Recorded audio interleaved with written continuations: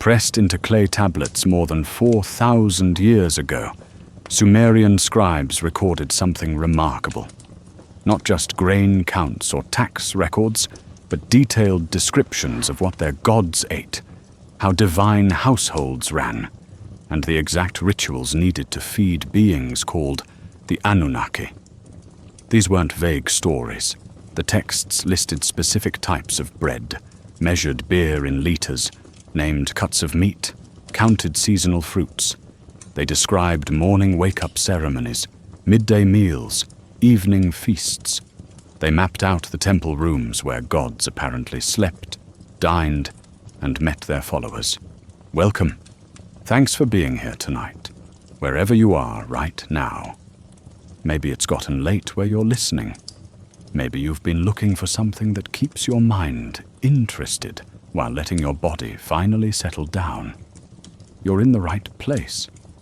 For over 100 years, scholars have tried to make sense of these Sumerian feeding texts. Most archaeologists and historians read them as careful theology, symbolic ways ancient people understood their connection to larger forces. The food offerings weren't meant for actual eating, this view suggests, but ritual acts that kept society running and crops growing. The Anunnaki represented natural events, stars and planets, abstract ideas given names and personalities. But other interpretations have caught people's attention just as strongly. Some researchers think these texts describe real events, physical beings who needed food and lived in material form. They notice the precise details, the record-keeping style, the sheer specificity. Would storytellers catalogue 30 types of bread? Would symbolic religion need exact beer measurements? We're not here to solve that debate tonight. Both views come from real engagement with puzzling evidence, and both deserve a fair hearing. What matters is the wonder itself. For 5,000 years, these clay tablets have survived, carrying questions that still get under our skin. What did ancient Sumerians believe about the beings they served? How did they think about divine presence? And what can their detailed records tell us about daily life in the world's first cities? Take a breath. Let your shoulders drop. Where are you listening from? Maybe you're already in bed with the lights down. Maybe you're settled in a chair with evening quiet around you. However you're positioned, let yourself sink a little deeper. This next while is yours. No rushing, no pressure. We're going to move slowly through old evidence and patient questions, through museum collections and excavated temples, through the words of humanity's first writers. If this feels like what you've been looking for, a like or subscription helps other people find it too. That's how these longer, quieter videos reach the folk searching for them. Thanks for that. Picture the Mesopotamian floodplain 5,000 years ago. Not the dry landscape you might expect when you hear ancient Iraq, but a web of marshes and river channels, date palm groves and barley fields reaching toward horizons that blurred in the heat. This is where people first gathered into real cities, where populations grew into the tens of thousands, where managing irrigation, food storage, and labor got so complex it forced the invention of something new, writing. Not decoration, not art. Writing as a tool, as a memory you could hold in your hand, as a way to record information that lasted longer than any single life. Early scribes weren't poets. They were bookkeepers, tracking who owed what, which temple got which offerings, how many workers showed up for canal digging. But once you can write 3 sheep and 2 jars of oil, eventually you can write "in the beginning" and "the gods decided." And they did. Those early record keepers eventually pointed their reed styluses toward bigger questions. They wrote down what their grandparents had told them about how the world started. Who shaped people from clay? why we grow food and build temples. And woven through those creation stories were figures called the Anunnaki, beings who showed up in both myth and daily ritual, who got bread at dawn and beer at sunset, who were washed and dressed and sung to sleep each night in rooms beneath stepped pyramids called ziggurats. To understand what the texts say the Anunnaki ate, we first need to understand the world that created those texts. We need to stand in that landscape before cities existed, before irrigation turned desert into farmland, before anyone figured out how to catch a thought in clay and send it thousands of years forward. Let's go back to where it started. Standing where the Tigris and Euphrates rivers meet the Persian Gulf today, you'd find a landscape that barely resembles what existed 7,000 years ago. The coastline sat roughly 150 kilometers farther north then. What's now barren southern Iraq was a vast network of wetlands, reed, marshes, and seasonally flooded plains, a place where water shaped everything, dictated everything, made everything possible. Long before anyone pressed symbols into clay, this land lived through dramatic transformations. Around 10,000 BCE, as the last ice age released its grip, global temperatures climbed and glaciers retreated. Meltwater swelled rivers worldwide, and in Mesopotamia, the twin rivers carved deeper channels, spread wider across their floodplains, created the conditions that would eventually cradle civilization.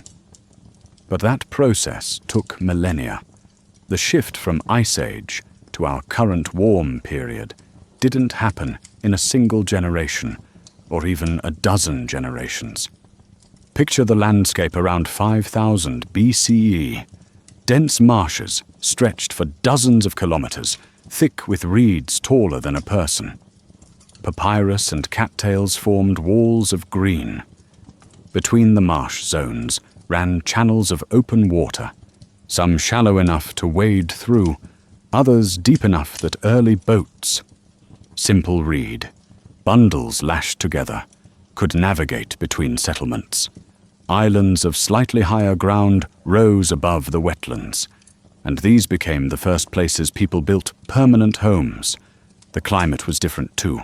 Rainfall patterns across the region provided more moisture than today's near-desert conditions. Summer temperatures still climbed brutally high, probably reaching 45 to 50 degrees Celsius in the shade. But winter brought genuine cool periods and occasional rain. Spring transformed the landscape as snowmelt from mountains far to the north surged down the river valleys, flooding fields, depositing rich silt. This annual cycle became the heartbeat of life here. Communities living in this watery world around 5000 BCE belong to what archaeologists call the Ubaid culture, named after a site called Tel Ol-Ubaid, near the ancient city of Ur.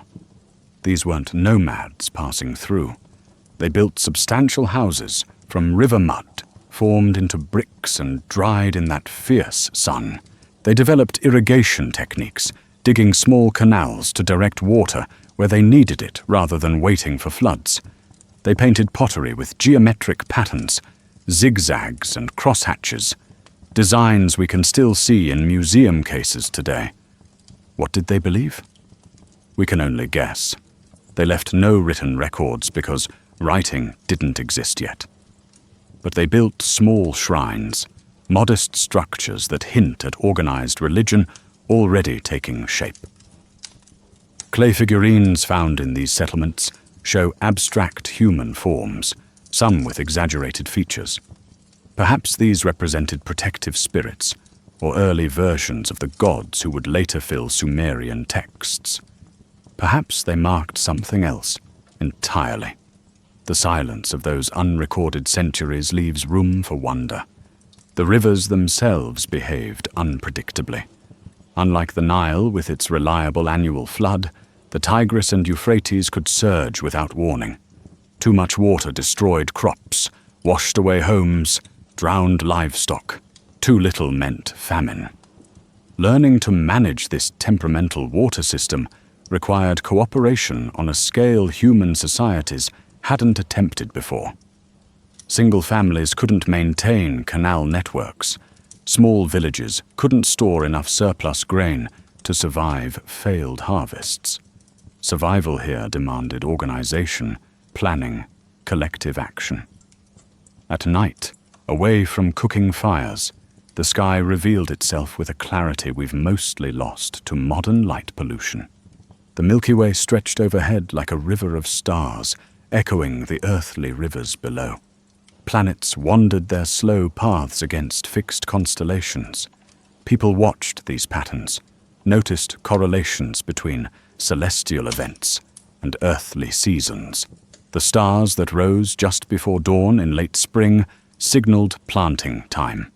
Certain moon phases matched flood patterns. Sky and ground weren't separate realms, but parts of one interconnected system.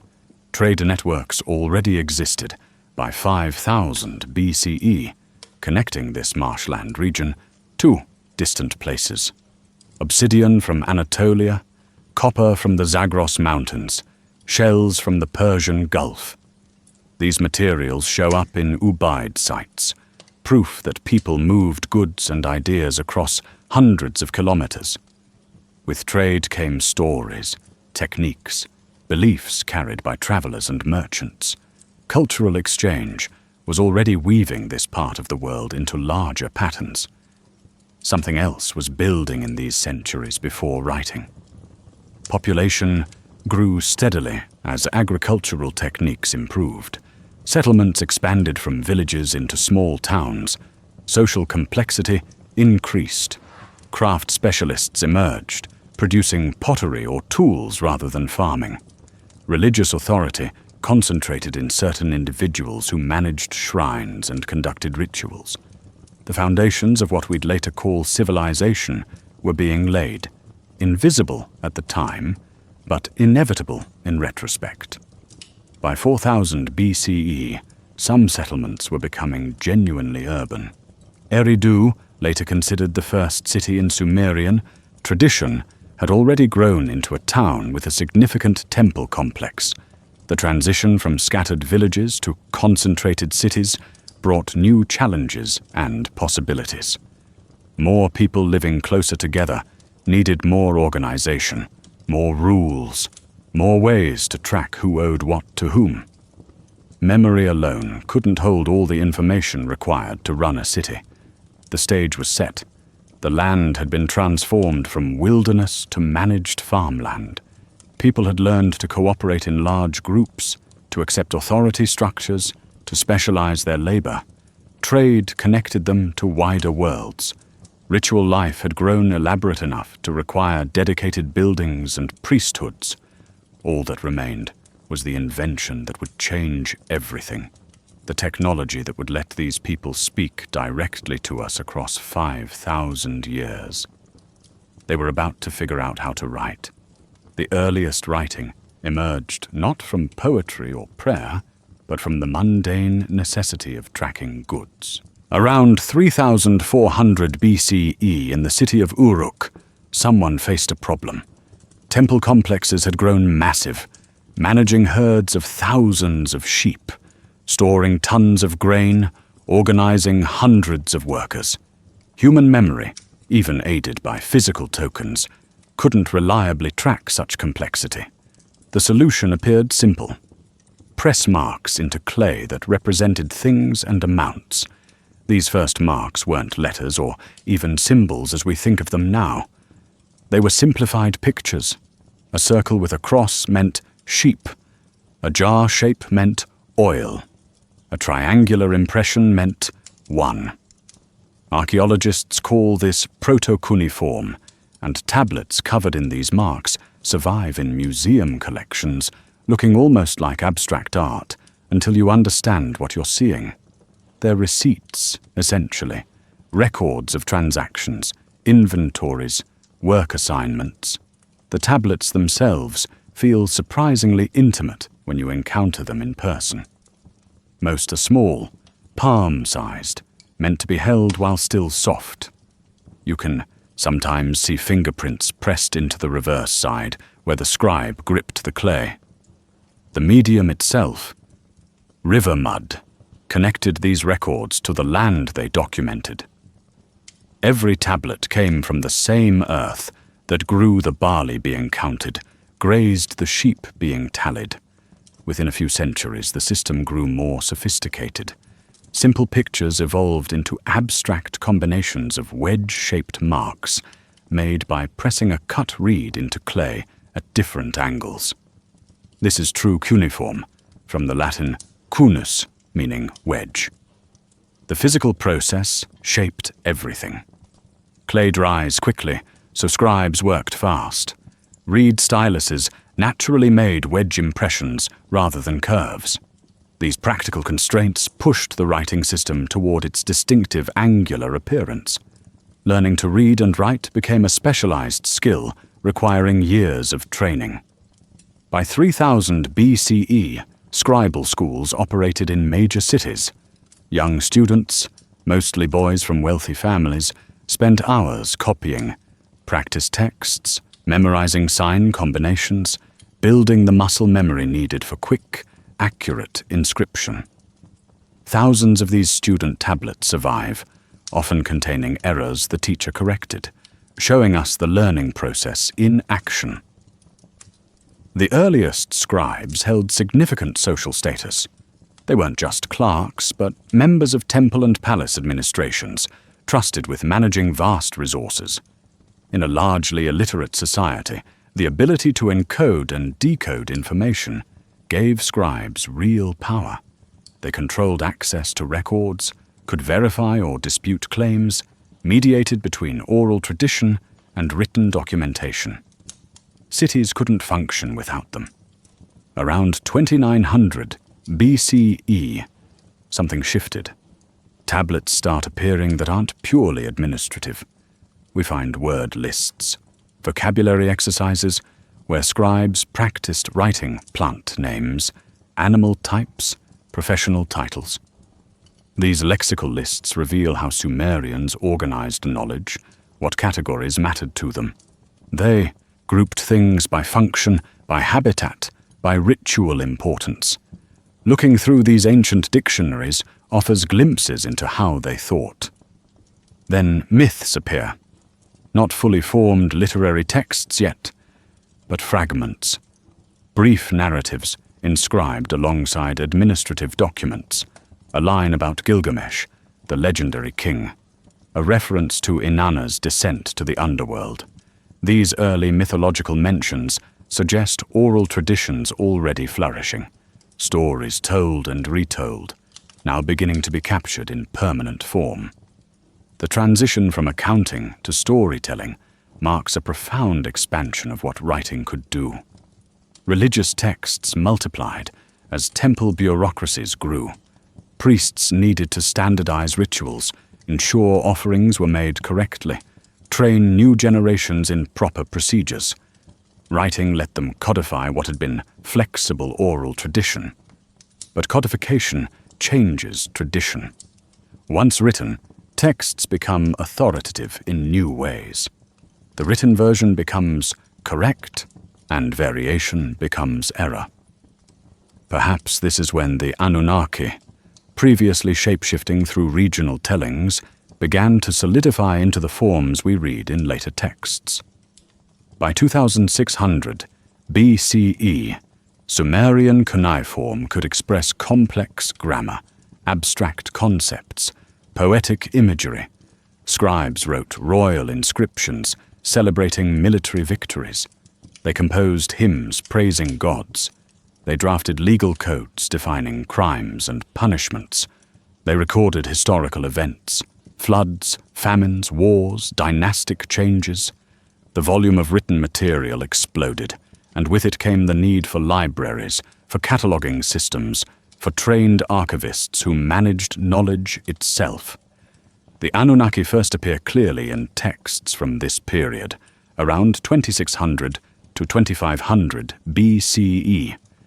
They show up in offering lists, temple accounts recording daily provisions for the Anunnaki who dwell in the temple of Enlil. They're mentioned in hymns and prayers, usually as a collective group rather than individually named. Their role isn't always clear from these early references. Sometimes they seem to be heavenly beings, sometimes judges in the underworld, sometimes simply the lesser gods as opposed to the great gods of the main pantheon.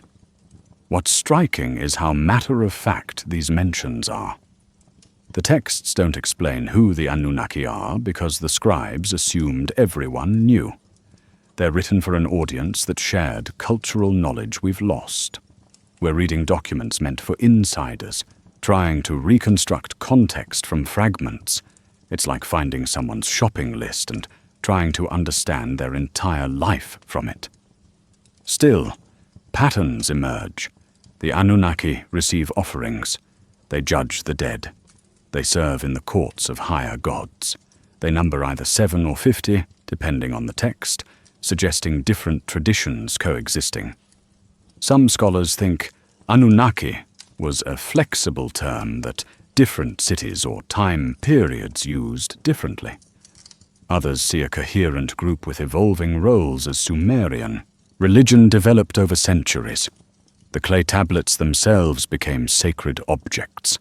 Important texts were sometimes copied onto stone stelae for permanent display in temples.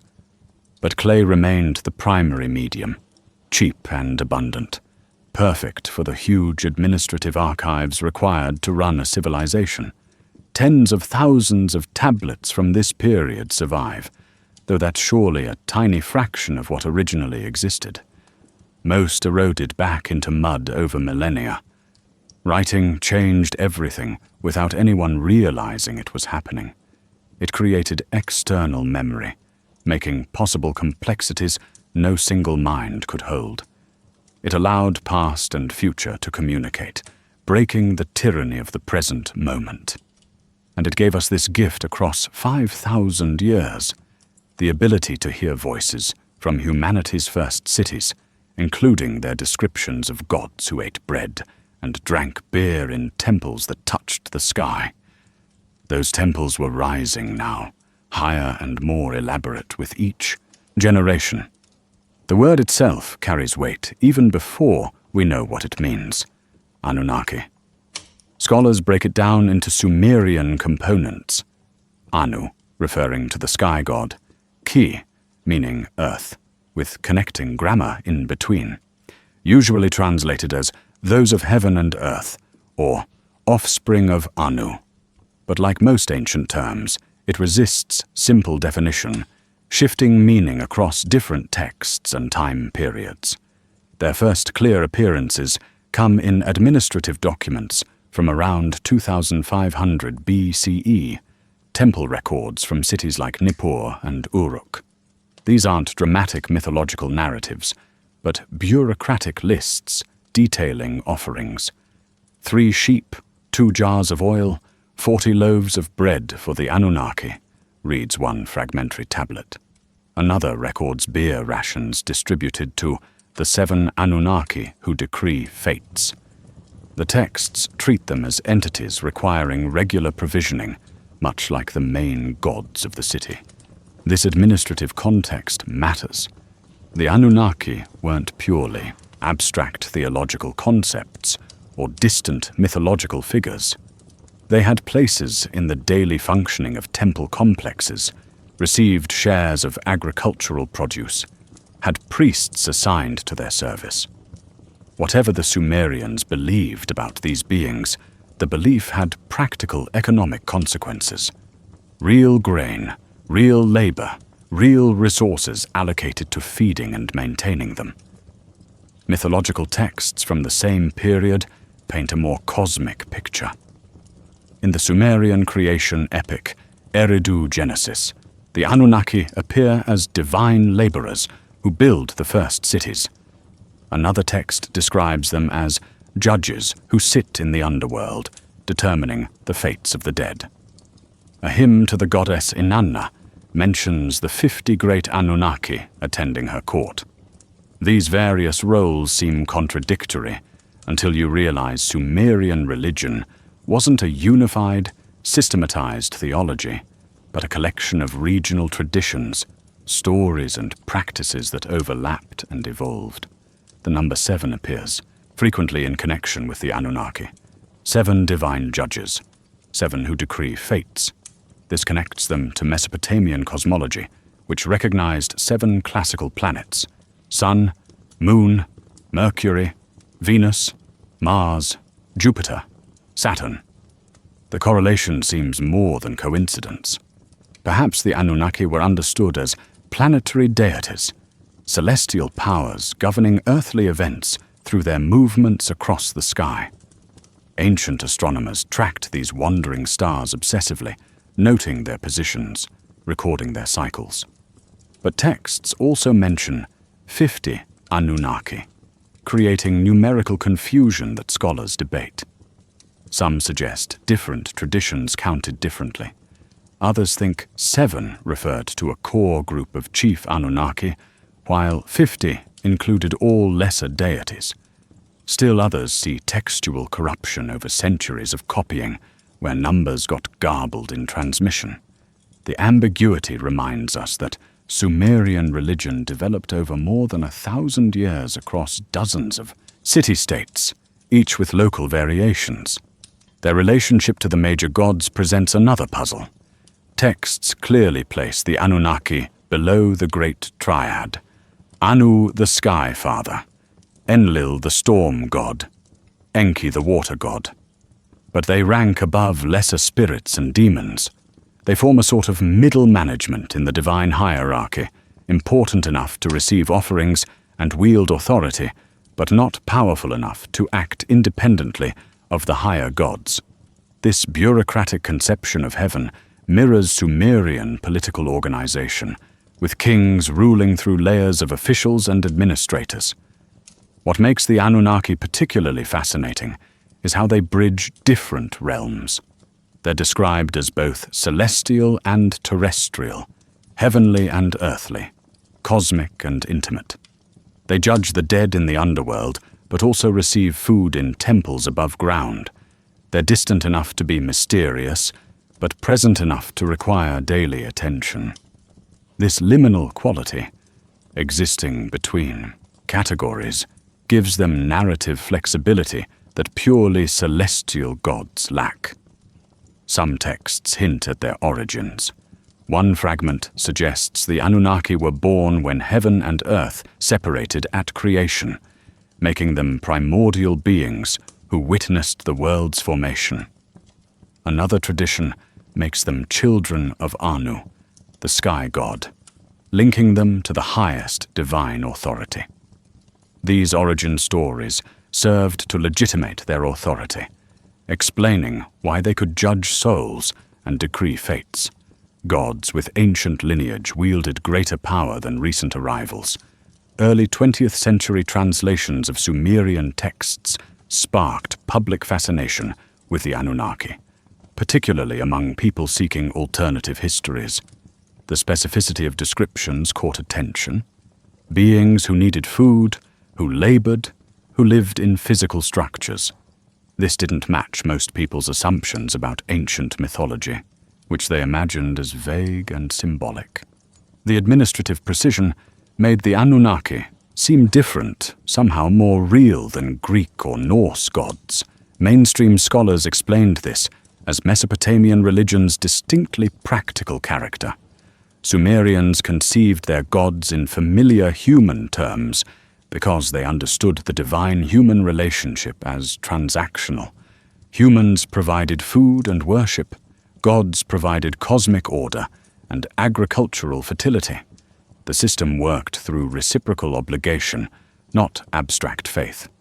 Gods lived in temples, ate meals, owned property, had staff attending them.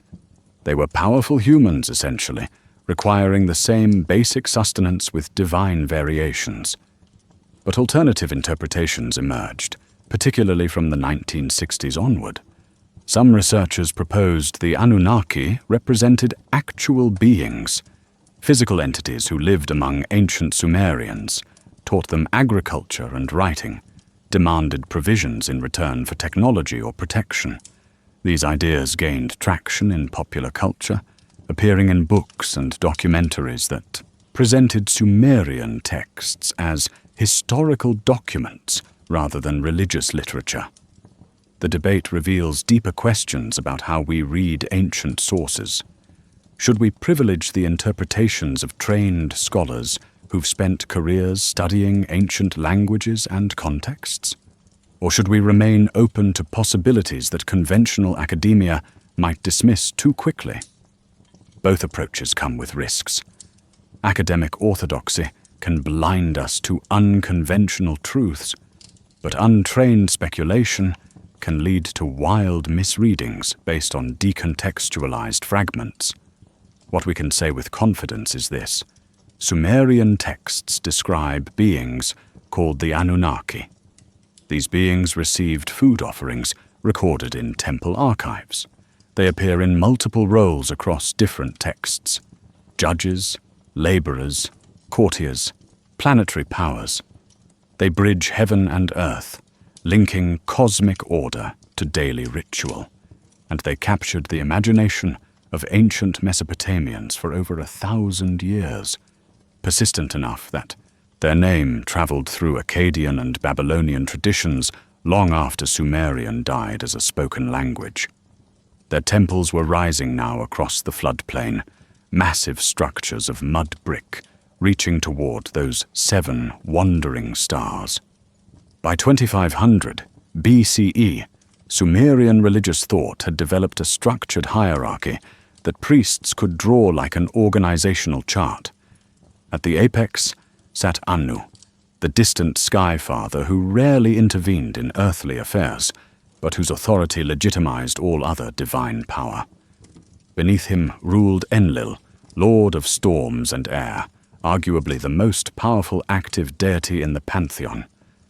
Alongside Enlil stood Enki, god of fresh water and wisdom, credited with creating humanity and teaching civilization's arts.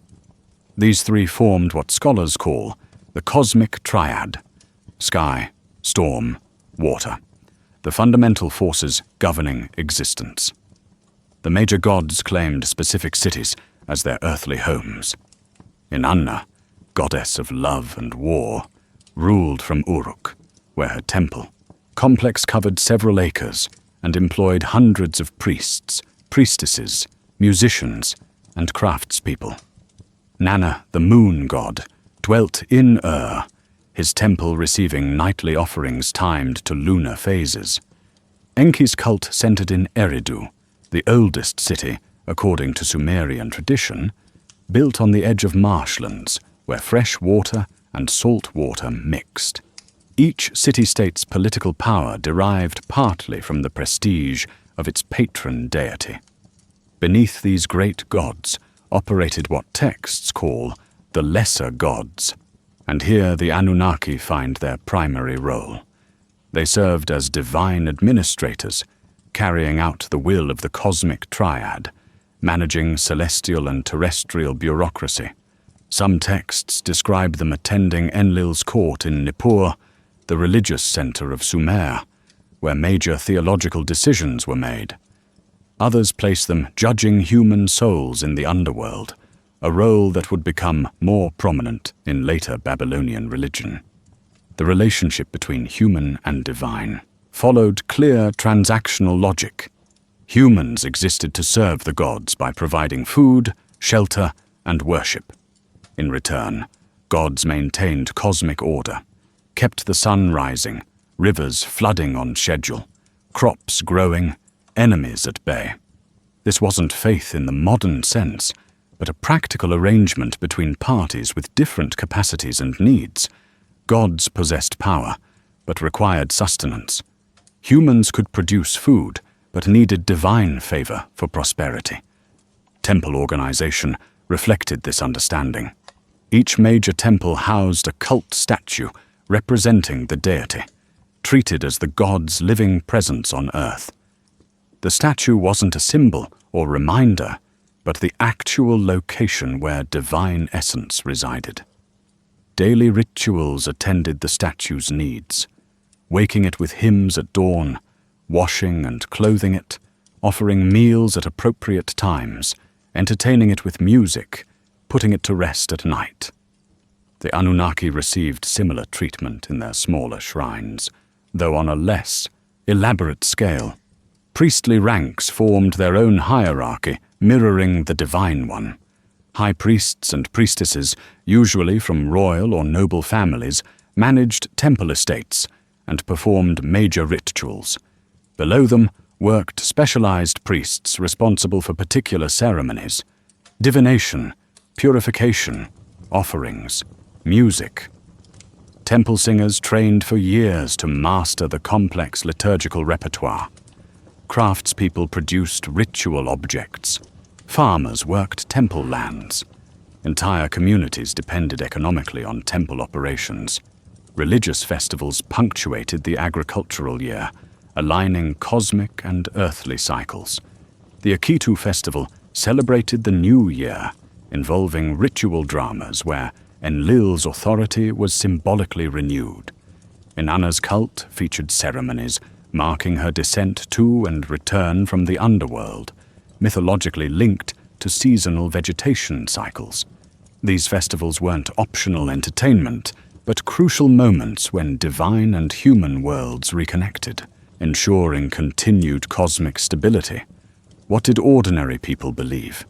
Administrative texts and royal inscriptions tell us what elites thought, or at least what they wanted recorded.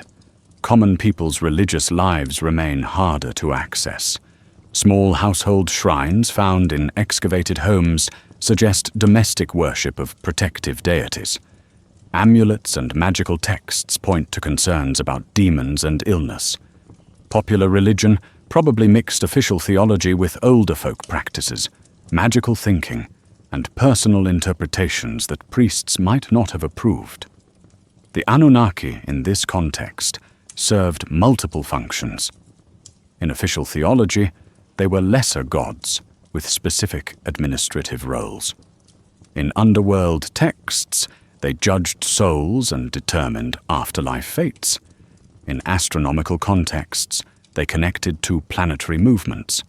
This multiplicity suggests they weren't rigidly defined, but adaptable figures who could fulfill whatever theological need a particular text addressed. Such flexibility makes them slippery to pin down, but also reveals how Sumerian religion actually worked. Practically, adaptively, without demanding systematic consistency. Texts from this period show remarkable self-awareness about religious questions. One philosophical text asks why the wicked prosper while the righteous suffer, challenging simplistic ideas about divine justice. Another explores the nature of wisdom, questioning whether humans can truly understand divine will. These weren't naive people accepting dogma, but sophisticated thinkers wrestling with the same existential questions that occupy philosophers today. The physical remains of this religious world still exist, scattered across Iraq and in museums worldwide. Cylinder seals show gods and worshippers in interaction, the divine figures identifiable by horned crowns and superhuman size. Hymn tablets preserve the actual words priests sang 4,000 years ago. Temple foundation deposits contain dedicatory inscriptions explaining why a king rebuilt a shrine. Each object offers a fragment of a worldview where gods walked among humans, requiring food and shelter, maintaining order through reciprocal relationships. This was the theological structure into which the Anunnaki fit. Neither the highest powers nor the lowest spirits, but middle-ranking deities whose presence touched daily life through temple rituals and offering lists. What exactly those offerings consisted of, and how they were prepared and presented, appears in texts with startling specificity. The temple kitchens were about to reveal their secrets. Archaeological excavations of temple complexes have uncovered areas clearly dedicated to food preparation and storage. Large grinding stones for processing grain, clay ovens for baking bread, storage jars that once held oil, beer, dates, and other provisions. These physical facilities match what administrative texts describe: temples as sites of massive food production, processing agricultural surpluses from estates covering hundreds or thousands of hectares. The offering lists themselves read like restaurant supply orders, detailed and specific. One tablet from the Temple of Inanna at Uruk, dated to approximately 2400 BCE, records daily provisions for the goddess: 30 loaves of bread, 5 of them made from emmer wheat, 10 from barley, 15 mixed with dates and honey, 8 jugs of beer, 2 of premium quality, 6 standard grade, 1 sheep, butchered and roasted, half a dozen fish, probably carp from the Euphrates, 10 liters of milk, figs, pomegranates when in season, always dates because date palms fruited reliably in this climate. Bread appears constantly in these texts, which makes sense given that grain agriculture formed the economic foundation of Sumerian civilization. But the variety surprises modern readers. Texts distinguish at least 30 different bread types, classified by flour quality, added ingredients, shape, and preparation method. Some were unleavened flatbreads. Others involved fermentation, producing something closer to what we'd recognize as leavened bread. Special varieties incorporated dates, nuts, cheese, or animal fat. Shape mattered too. Round loaves, conical loaves, ring-shaped breads that could be stacked on poles for transport. Beer deserves its own discussion because it wasn't a recreational drink in the modern sense, but a nutritional staple, safer than water and rich in calories. Sumerians recognized 8 distinct beer grades, from thick, porridge-like brews barely drinkable to filtered beers clear enough for elite consumption. The brewing process used the same grain as bread, barley primarily, sometimes emmer wheat. Partially baked bread loaves called bapir served as the fermentation starter, broken up and mixed with water in large vats. Wild yeast did the work, and the result was a cloudy, nutritious beverage consumed through reed straws to avoid sediment. Dates formed another pillar of the divine diet according to tablets. Date palms thrived in Mesopotamian conditions, producing abundant fruit with minimal water requirements. Fresh dates during harvest season, dried dates the rest of the year.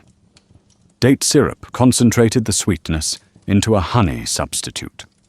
Texts occasionally mention honey specifically, probably wild honey collected from desert areas, though beekeeping evidence from this period remains scarce. The distinction mattered. True honey commanded premium value, while date syrup served everyday sweetening needs.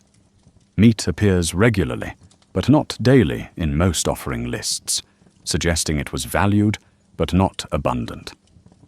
Sheep and goats provided the bulk of animal protein, with cattle reserved for major festivals. The Euphrates and Tigris supplied fish, particularly important for communities near marshlands, where fishing required less labor than herding. Wild game, gazelle, wild boar, various birds, shows up occasionally, probably hunted in the desert margins or marshes and presented as special offerings. Dairy products earned specific mention in temple accounts. Milk, both fresh and fermented, into something resembling yogurt. Butter, though the hot climate meant it needed quick use or clarification. Cheese, aged in clay jars sealed with bitumen. These products required careful handling and processing, making them relatively valuable despite coming from common livestock. The temple kitchens had staff specifically assigned to dairy production, indicating specialized knowledge and dedicated labor.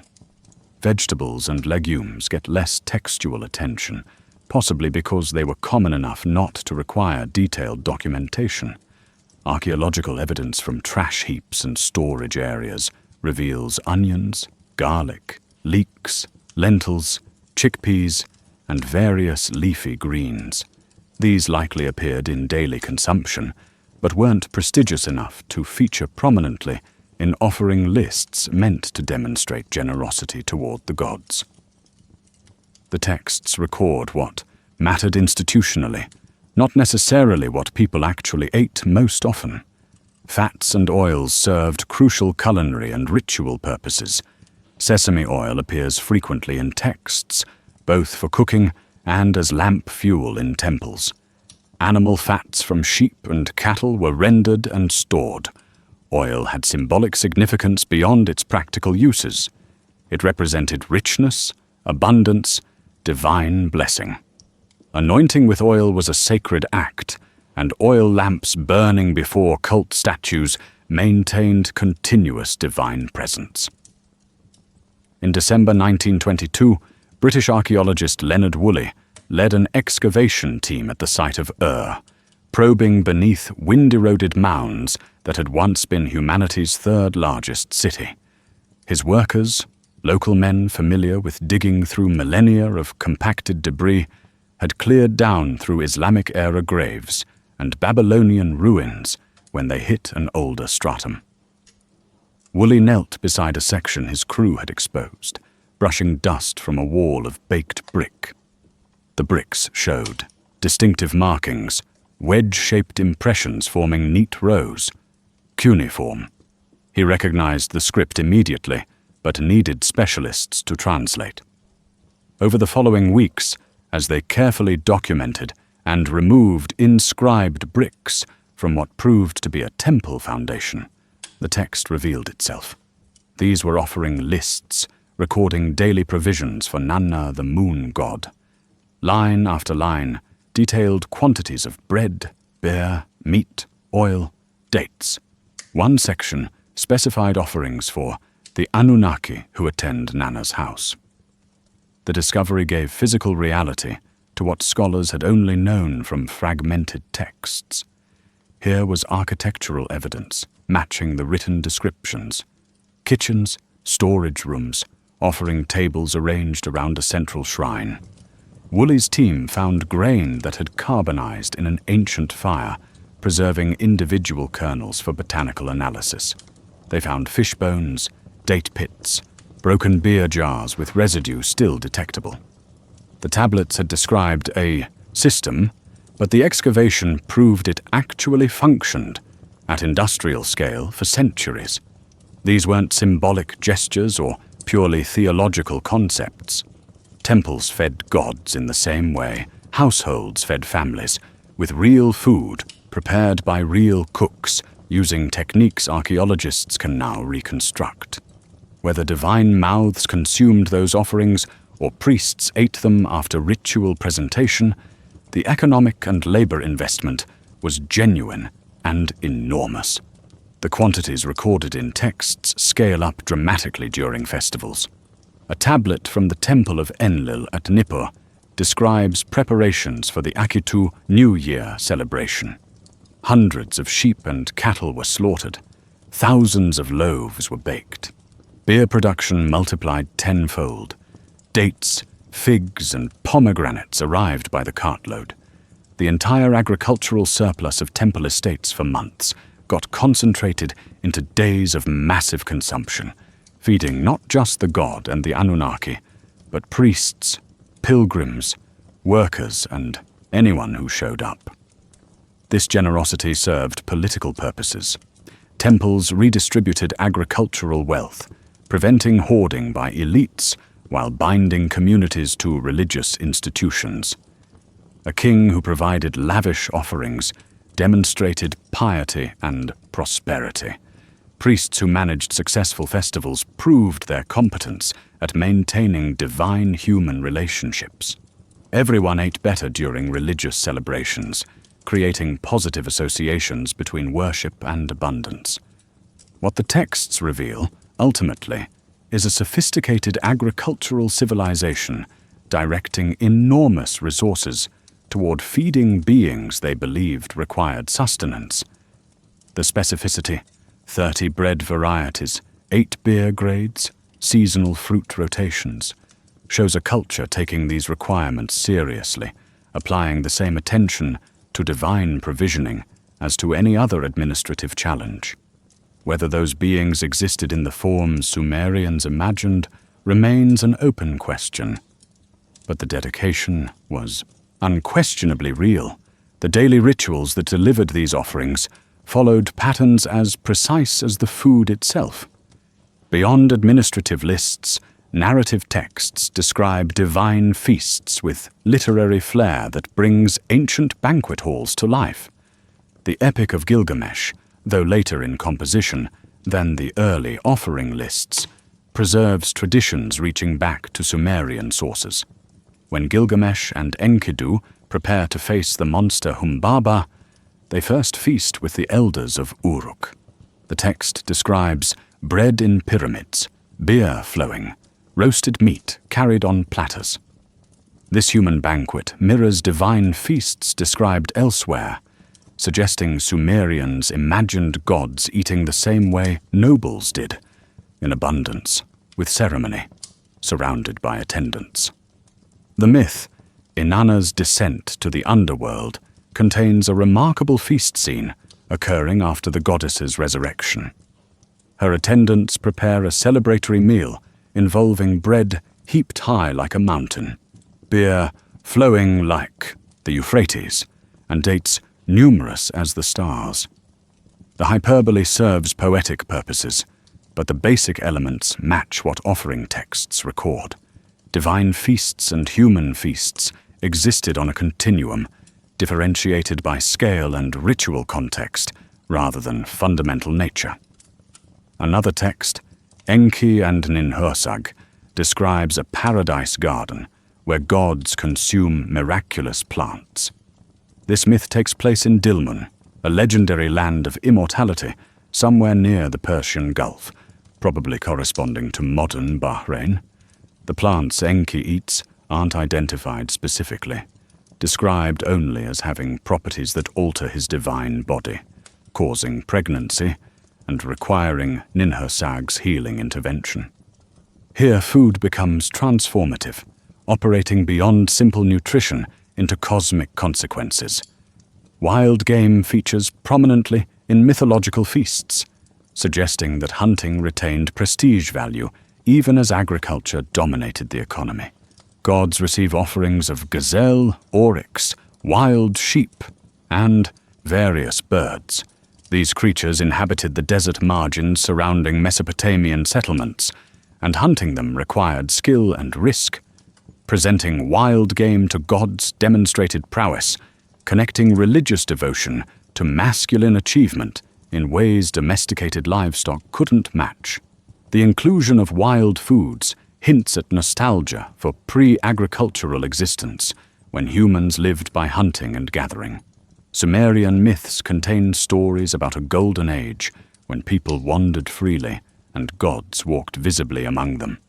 Agriculture brought civilization, but also labor, hierarchy, and dependence on unpredictable harvests.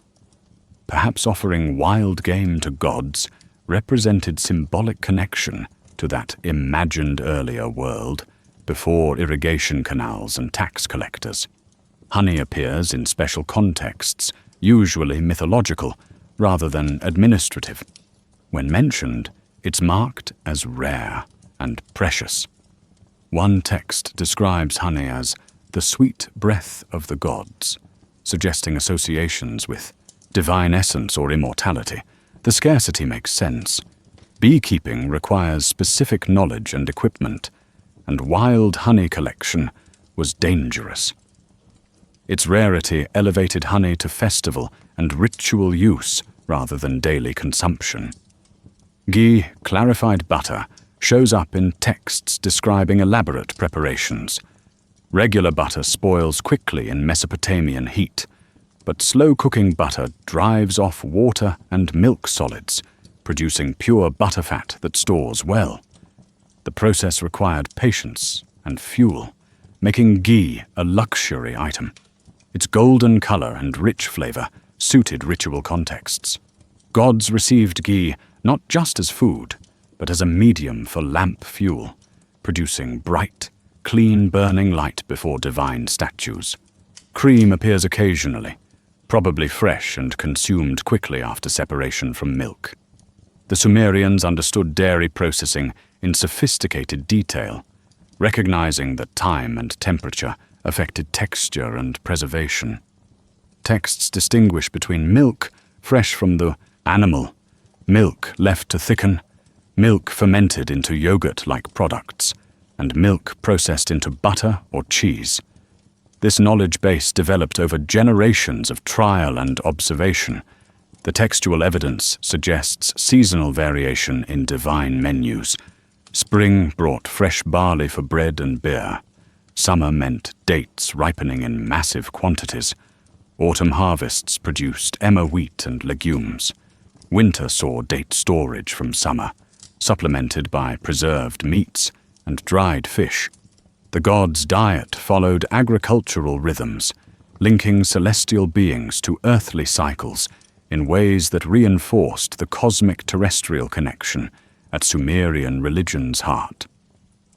One fascinating text from the city of Lagash, dated to approximately 2350 BCE, records a feast prepared for the 7 Anunnaki who decree fates.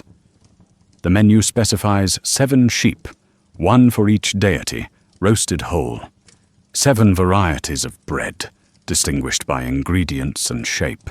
7 jars of beer, presumably graded from premium to standard. The numerical symbolism: 7 Anunnaki, 7 offerings, 7 being sacred to planetary cycles, suggests ritual significance beyond simple provisioning. Some texts mention foods prepared but not consumed, offerings that were ritually presented, then buried or burned. This practice makes sense if we understand the goal as transmitting substance to divine realm rather than physical eating. Fire transformed offerings into smoke that rose skyward. Burial returned offerings to earth. Both methods removed food from human access while maintaining the transaction's integrity. Humans provided, gods received, even if the mechanism remained mysterious. Modern analysis of archaeological remains from temple contexts reveals what people actually prepared and ate, letting us check textual descriptions against physical evidence. Charred grain from temple kitchens matches barley and emmer varieties mentioned in offering lists. Animal bones show butchering patterns consistent with described rituals, specific cuts for specific purposes. The concordance between texts and archaeology suggests the offering lists recorded real practices, not idealized fictions. What emerges from both administrative lists and mythological narratives is a picture of divine beings who ate recognizable food prepared through familiar techniques. The gods weren't alien in their tastes. They preferred what humans preferred: bread fresh from the oven, beer properly fermented, meat roasted over wood fires, dates at peak ripeness.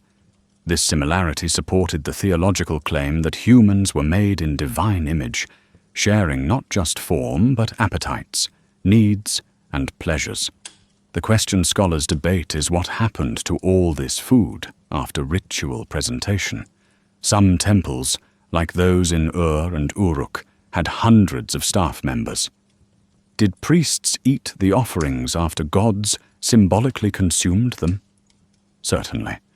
Temple workers received rations as part of their compensation, and those rations often came from offering surplus.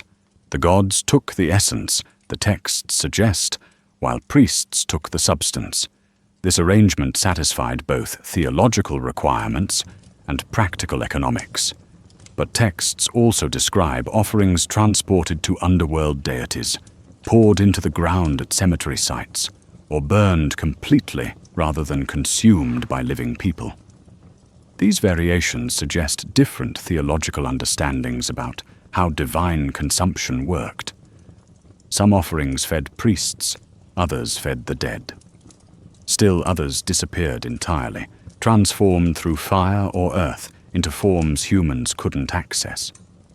The diversity of practices reminds us that Sumerian religion wasn't monolithic. Different cities, different time periods, different circumstances produced different approaches. What remained constant was the commitment, agricultural civilization directing enormous resources toward feeding divine powers. Whether understood literally or symbolically, the practice organized society, distributed wealth, provided employment, and gave cosmic significance to the hard labor of farming in a difficult environment.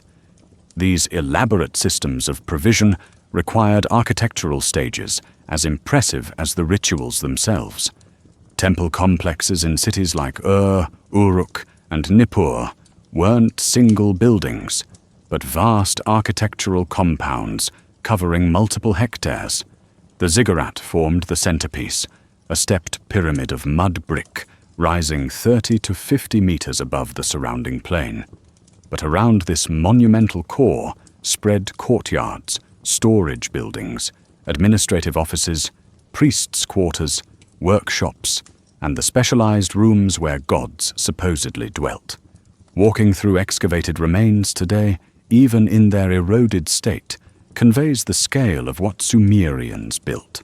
The divine residence itself occupied the ziggurat's upper level, reached by monumental staircases or ramps. Archaeological evidence from several sites reveals a consistent pattern: a central chamber housing the cult statue, surrounded by smaller rooms serving specific functions. One room held the god's wardrobe, shelves lined with garments for different seasons and ceremonies. Another functioned as a treasury, storing valuable offerings, precious metals, carved stones, imported woods. A third served as a dining hall where offering tables received daily meals. Texts describe these rooms in detail that matches physical remains. The main chamber measured approximately 10 by 15 meters in Ur's ziggurat, with walls 2 meters thick for structural support and insulation. Floors were paved with baked brick, more durable than sun-dried mud brick used for walls. Windows placed high in the walls provided light while maintaining privacy. The cult statue stood on a raised platform at the far end, positioned so morning sun would illuminate it at specific times of year. Climate control mattered because these structures housed not just stone statues but organic materials, textiles, foods, wooden furnishings. The thick walls and elevated position created natural cooling through thermal mass and air circulation. Even in summer, when ground-level temperatures exceeded 45 degrees Celsius, the upper chambers remained relatively comfortable. This wasn't accident, but sophisticated architectural understanding developed over centuries of building in extreme conditions. Daily schedules for serving the gods followed patterns preserved in ritual manuals and training texts for young priests. Dawn began with hymns, singers stationed in courtyards below, projecting their voices upward. The night guards would unlock the inner chamber, and senior priests entered to wake the god with prayers and music. They drew back curtains, opened windows, allowed light to reach the statue that had rested in darkness. The morning washing came next. Priests carried water, oils, and clean linens into the chamber. They ritually cleaned the statue's face, hands, and feet using specific substances: water mixed with tamarisk ash for purification, fine oil for anointing. The statue was then dressed in fresh garments, with clothing choices varying by season and upcoming ceremonies. Gold jewelry, ceremonial weapons, and other adornments completed the presentation. First meal followed washing and dressing, bread still warm from temple ovens, beer freshly strained, dates and figs arranged on offering tables.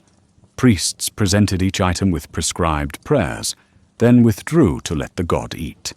Whether they believed the statue physically consumed food remains unclear, but they treated the process with utmost seriousness. After a respectful interval, priests returned and removed the offerings, which became rations for temple staff. The god's day included scheduled activities beyond meals. Midday brought a rest period when curtains were drawn and the chamber quieted. Afternoon might involve receiving petitions from worshippers, conducted through priestly intermediaries who carried requests into the presence and returned with oracular responses.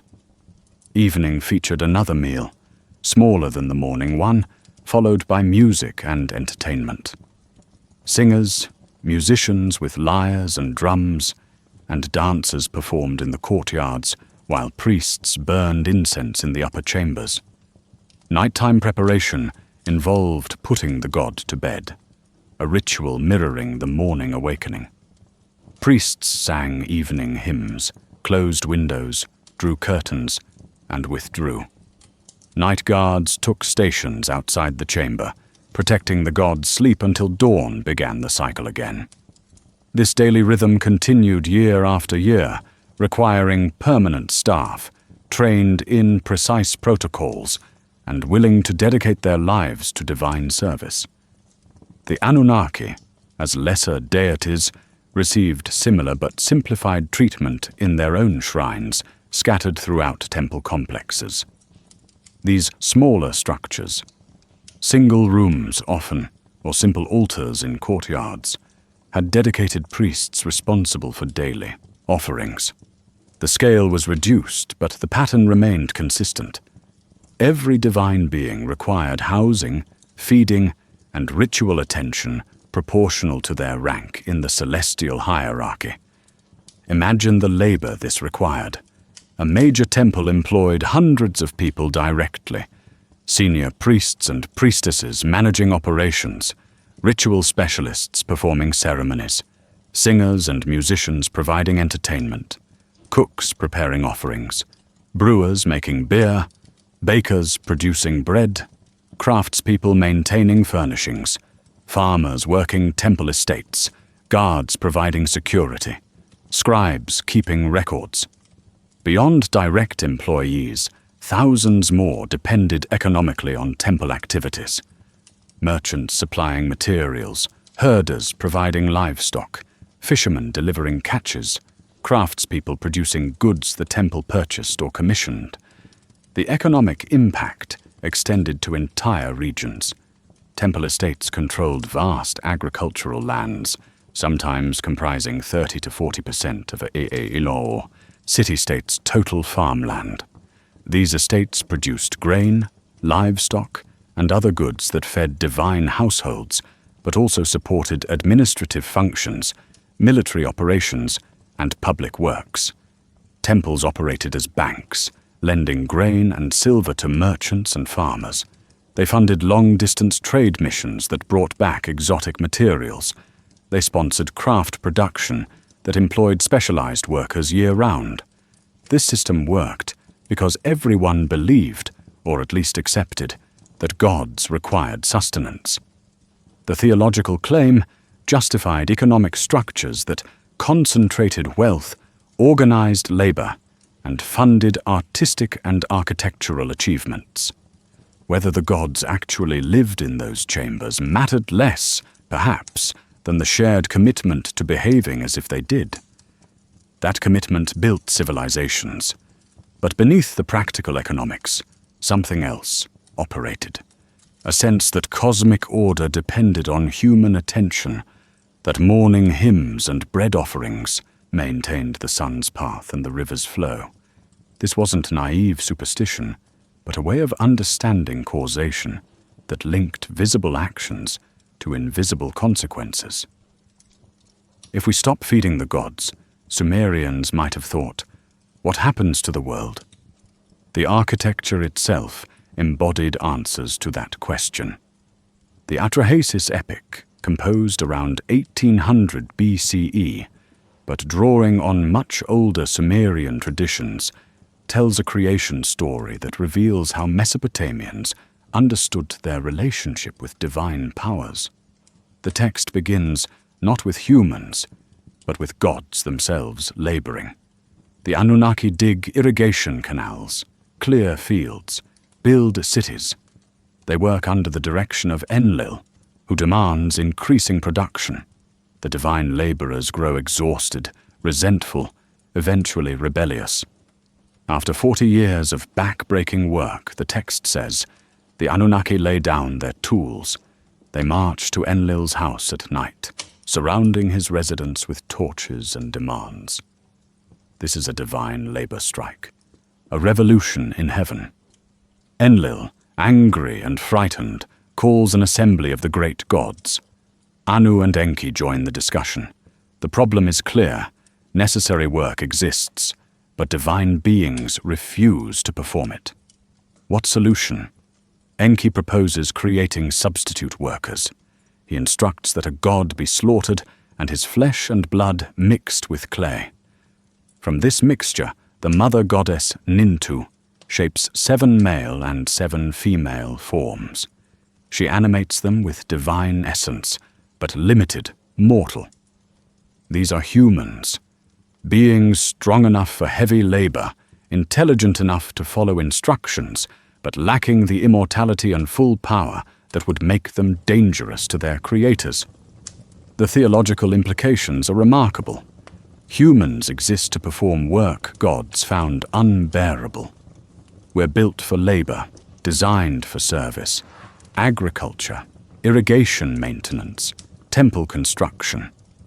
These aren't arbitrary religious obligations, but fulfillment of humanity's literal purpose.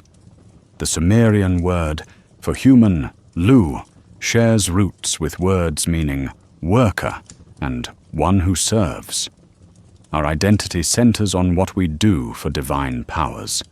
This origin story explains something archaeologists observe in Sumerian settlements.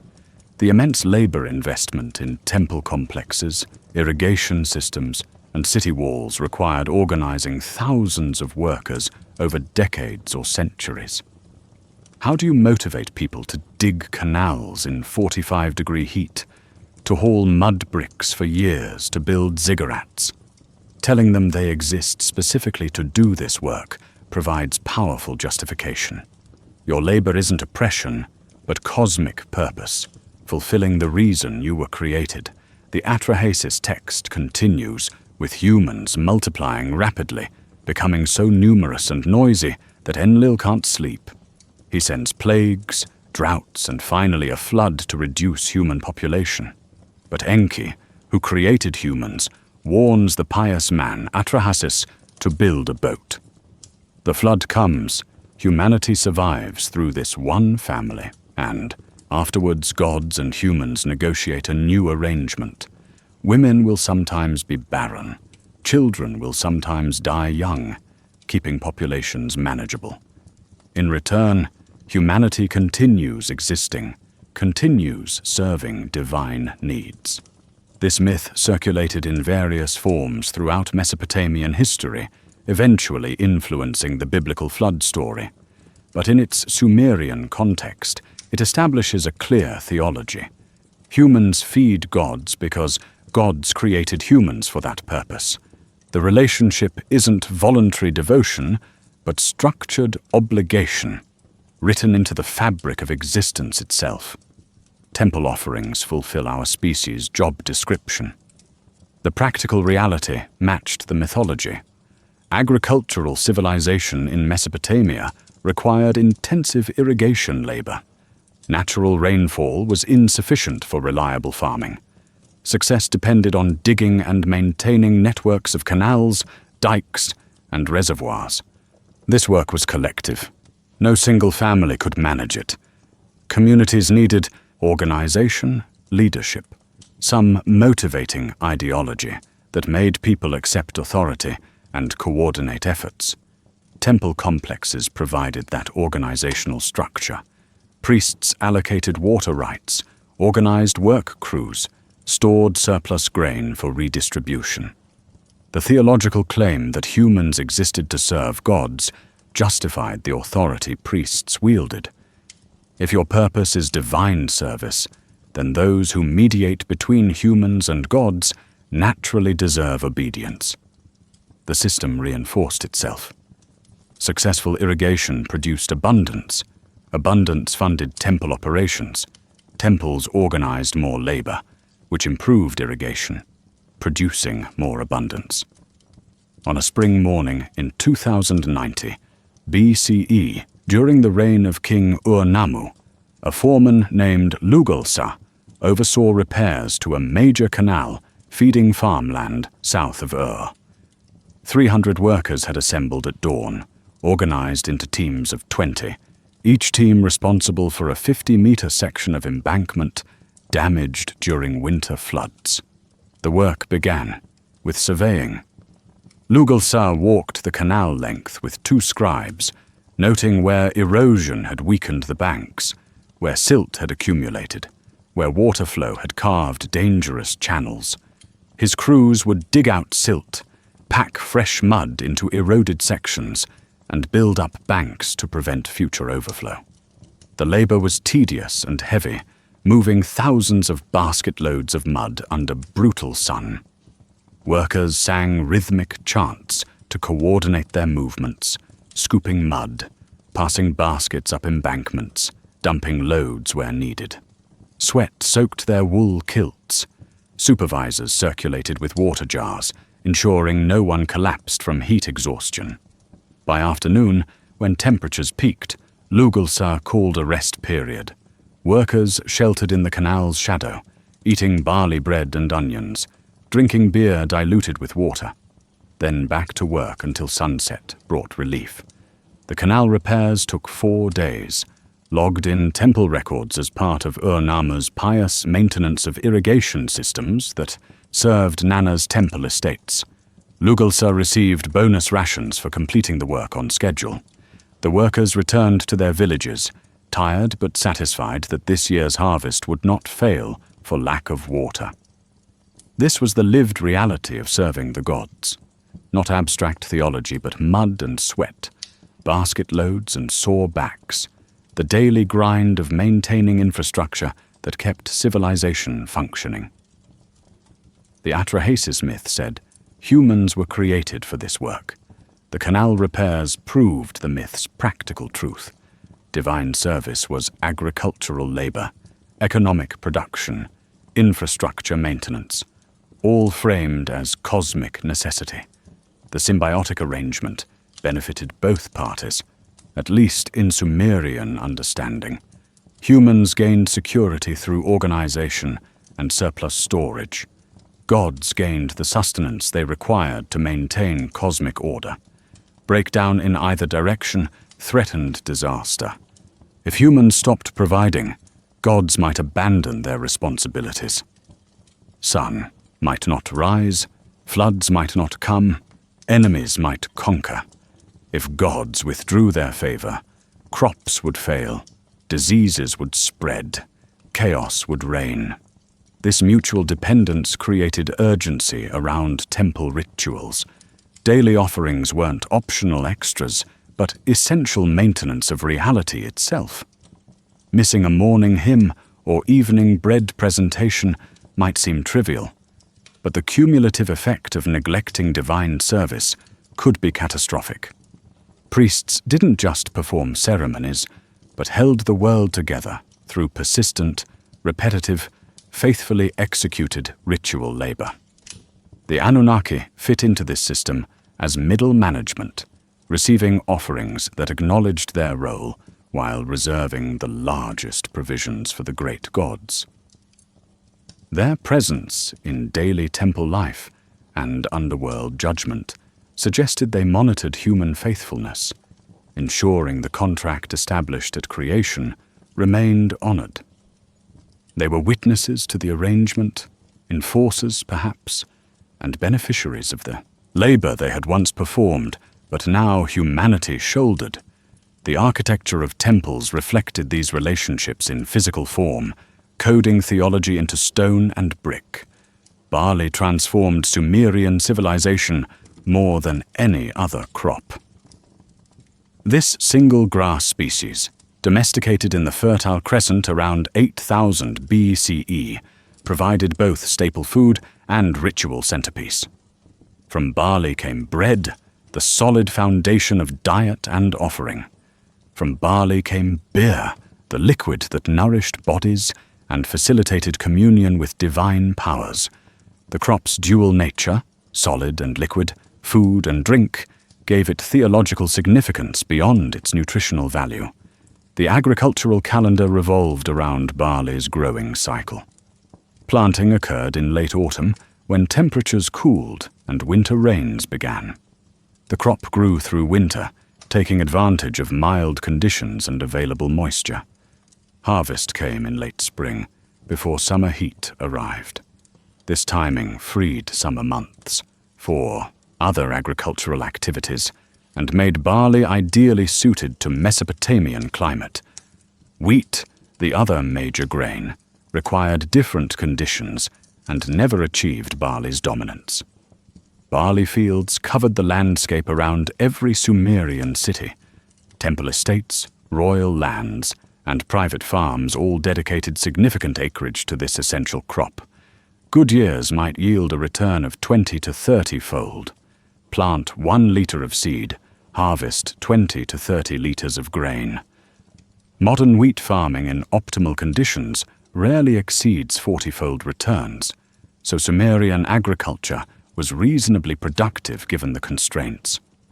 Poor years, when floods came late or insufficient or irrigation failures occurred, could produce almost nothing, making surplus storage critically important.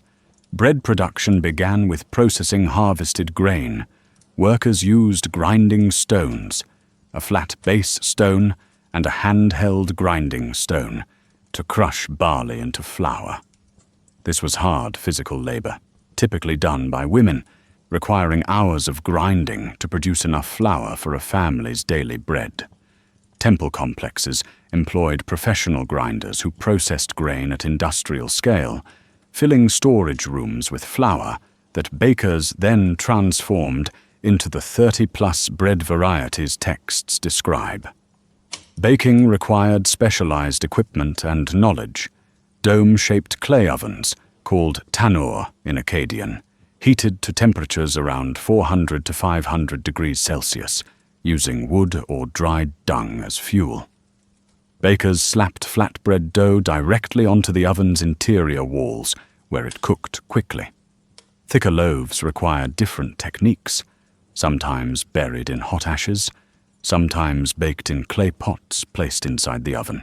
Each bread type demanded specific dough consistency, oven temperature, and cooking time that expert bakers learned through years of practice. Imagine standing in a temple bakery at dawn. The ovens have been heating since before sunrise, their dome shapes radiating warmth that makes the room uncomfortably hot even in winter. Bakers work in rotating shifts because the heat becomes unbearable after an hour.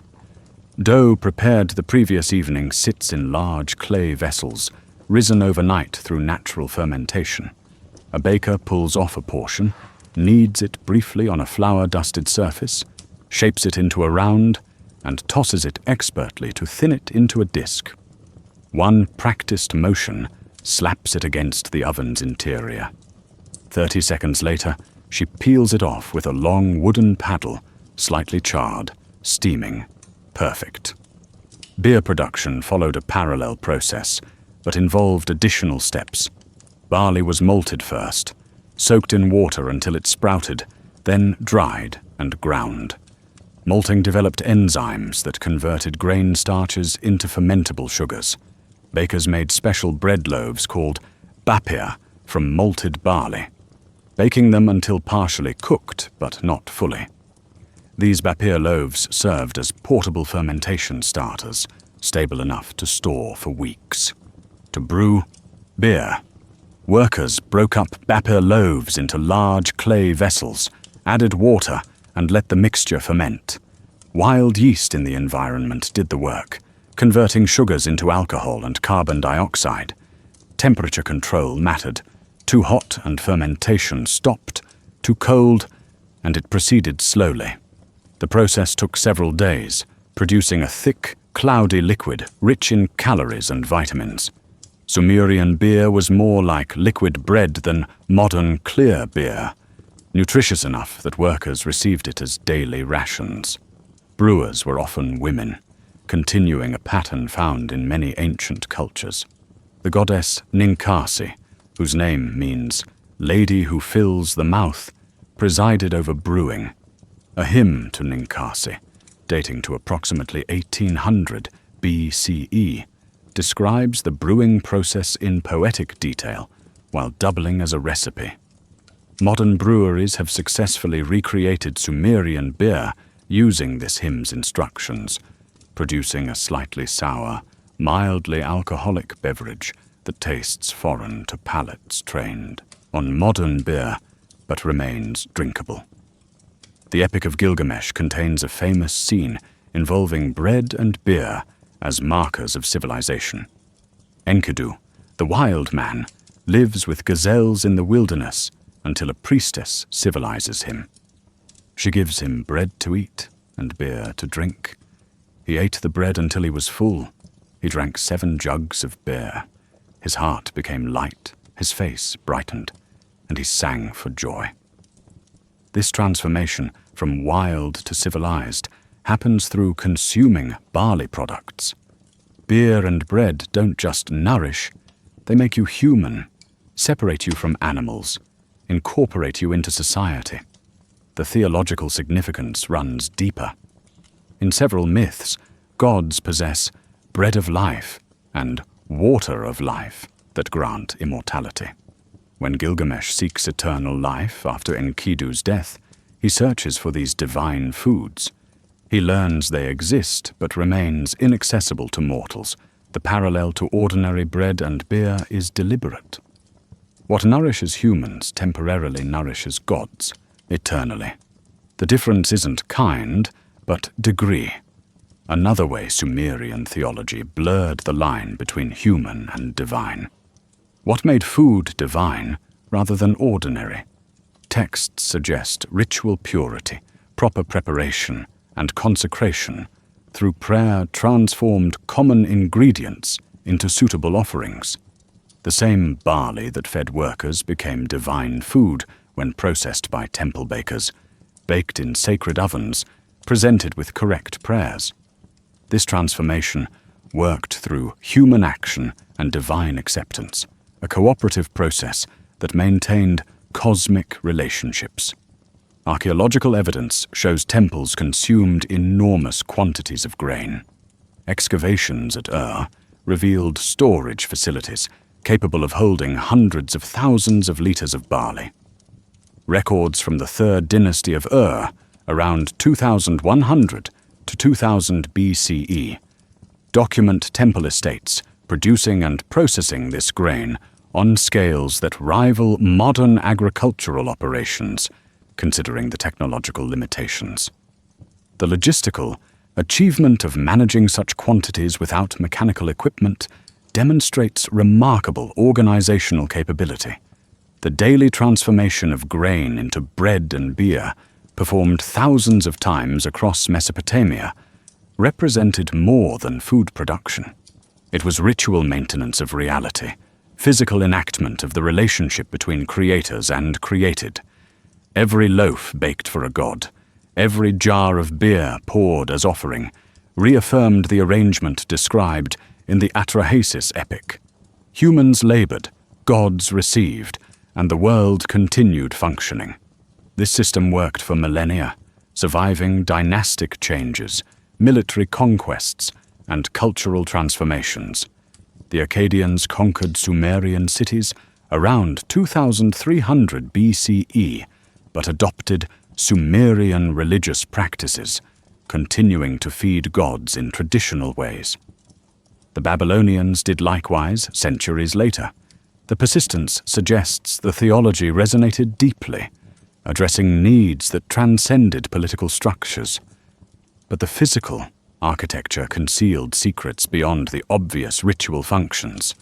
Reconstructing a typical day in a major Sumerian temple requires synthesizing evidence from administrative texts, ritual manuals, archaeological remains, and comparative studies of temple practices in later periods. The picture that emerges shows remarkable consistency across different cities and time periods, suggesting standardized practices maintained through careful priestly training. Dawn at the Temple of Nana in would begin before sunrise. Night guards stationed around the ziggurat would sound a signal, a drum beat or horn blast, alerting day staff to begin preparations. The first to arrive were the singers, usually between 10 and 20 trained vocalists who positioned themselves in the main courtyard. As the eastern horizon brightened, they began the morning hymn, voices rising in unison through the pre-dawn stillness. The hymn to Nana praised the moon, God's journey through the night sky, and welcomed him to his earthly home. O Nana, Lord of heaven, your crescent rises over Your light illuminates the darkness. You measure the months and years.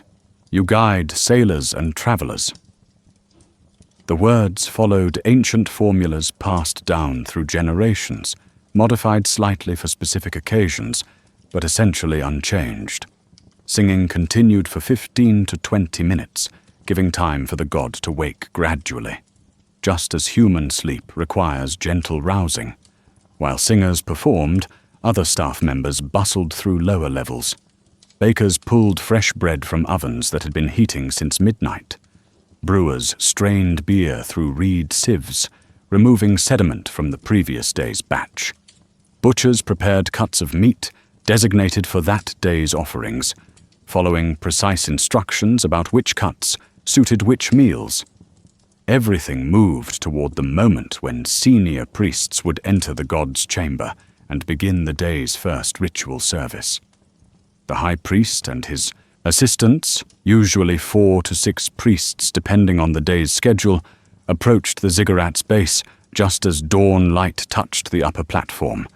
They climbed the stairway slowly, maintaining dignified pace, carrying implements needed for the morning service, ewers of water, bottles of oil, clean linens, burning incense.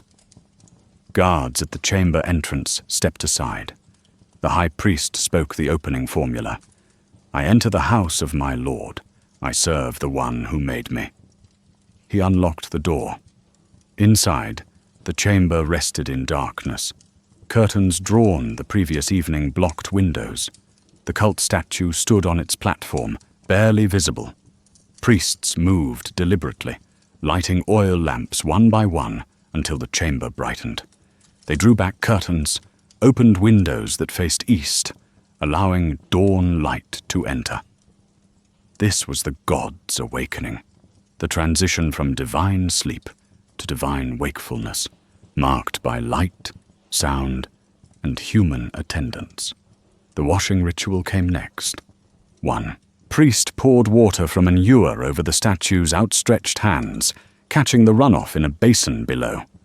Another applied oil to the statue's face with a soft cloth, gentle circular motions that might actually clean accumulated dust, but primarily served symbolic purposes. A third priest prepared the day's clothing, having consulted lists that specified what the god should wear based on season, upcoming festivals, and recent oracular instructions. Dressing a life-sized cult statue required coordination. The statue at Ur's Temple of Nana stood approximately 2 meters tall, carved from wood and covered with gold leaf, with eyes of lapis lazuli and beard of carved black stone. Priests removed the previous day's garments carefully, folding them for washing. They dressed the statue in fresh linen robes, added a ceremonial belt, attached a breastplate of silver and carnelian, placed a crown on its head. Finally, they hung amulets and weapons, a mace symbolizing authority, a bow representing protection from fixtures on the statue's arms and waist. The morning meal followed immediately after dressing. Junior priests carried laden trays up from the kitchens, bread still warm, beer freshly strained, cuts of mutton, dates, figs. They arranged everything on a low table positioned before the statue, within reach if the god chose to partake physically. The high priest spoke prayers listing each item, formally presenting it to Nanna, requesting blessing on the temple, the city, the king, and the people. Then all priests withdrew, leaving the god to eat in privacy. This withdrawal period lasted perhaps 30 minutes. Priests waited in an antechamber or descended to the courtyard. They discussed administrative matters, reviewed the day's schedule, addressed any issues requiring attention. When sufficient time had passed, they re-entered the main chamber, removed the offerings, and carried them to a distribution point where temple staff received their daily rations. The god had consumed the essence, they believed, leaving the physical substance for human use. Midday brought a quieter period. The god rested, curtains drawn against the fierce sun that turned the ziggurat's white-plastered exterior almost painful to look at. Priests used this time for maintenance tasks, cleaning the chamber, repairing any damage, organizing supplies. Lower-level staff managed administrative work, recording offerings, tracking inventory, managing temple estates through messenger contact with field supervisors. The Anunnaki shrines, scattered through the temple complex, received similar service on a reduced scale. Each had an assigned priest who performed abbreviated versions of the main god's rituals. These priests operated independently, following the same basic pattern. Wake the deity with prayers, wash and dress the statue or sacred object, present food offerings, allow consumption time, remove offerings, provide afternoon rest, prepare for evening service. Afternoon might include special ceremonies if petitioners had scheduled consultations, a merchant seeking blessing for a trade expedition, a couple requesting fertility, a farmer worried about disease affecting his livestock. These individuals brought offerings, extra bread, oil, sometimes precious items like carved stones or copper vessels. The priest would accept the offerings, add them to that day's provisions, lead the petitioner in prayers, and sometimes deliver oracular responses supposedly coming from the god. Divination techniques varied, but often involved interpreting signs, the pattern of smoke from incense, the behavior of animals in the courtyard, or direct inspiration the priest claimed to receive. Evening brought the day's second major service, similar to morning but smaller in scale. Fewer priests participated. The meal was lighter, perhaps only bread and beer with dates. Music featured more prominently, with performers playing lyres and drums for an hour, or more while incense burned. This was the god's entertainment, the divine equivalent of an evening relaxing after a day of work. What work gods performed remained theologically vague, but texts insisted they labored on humanity's behalf, maintaining cosmic order through constant vigilance. The evening closing ritual, performed as darkness fell completely, reversed the morning opening.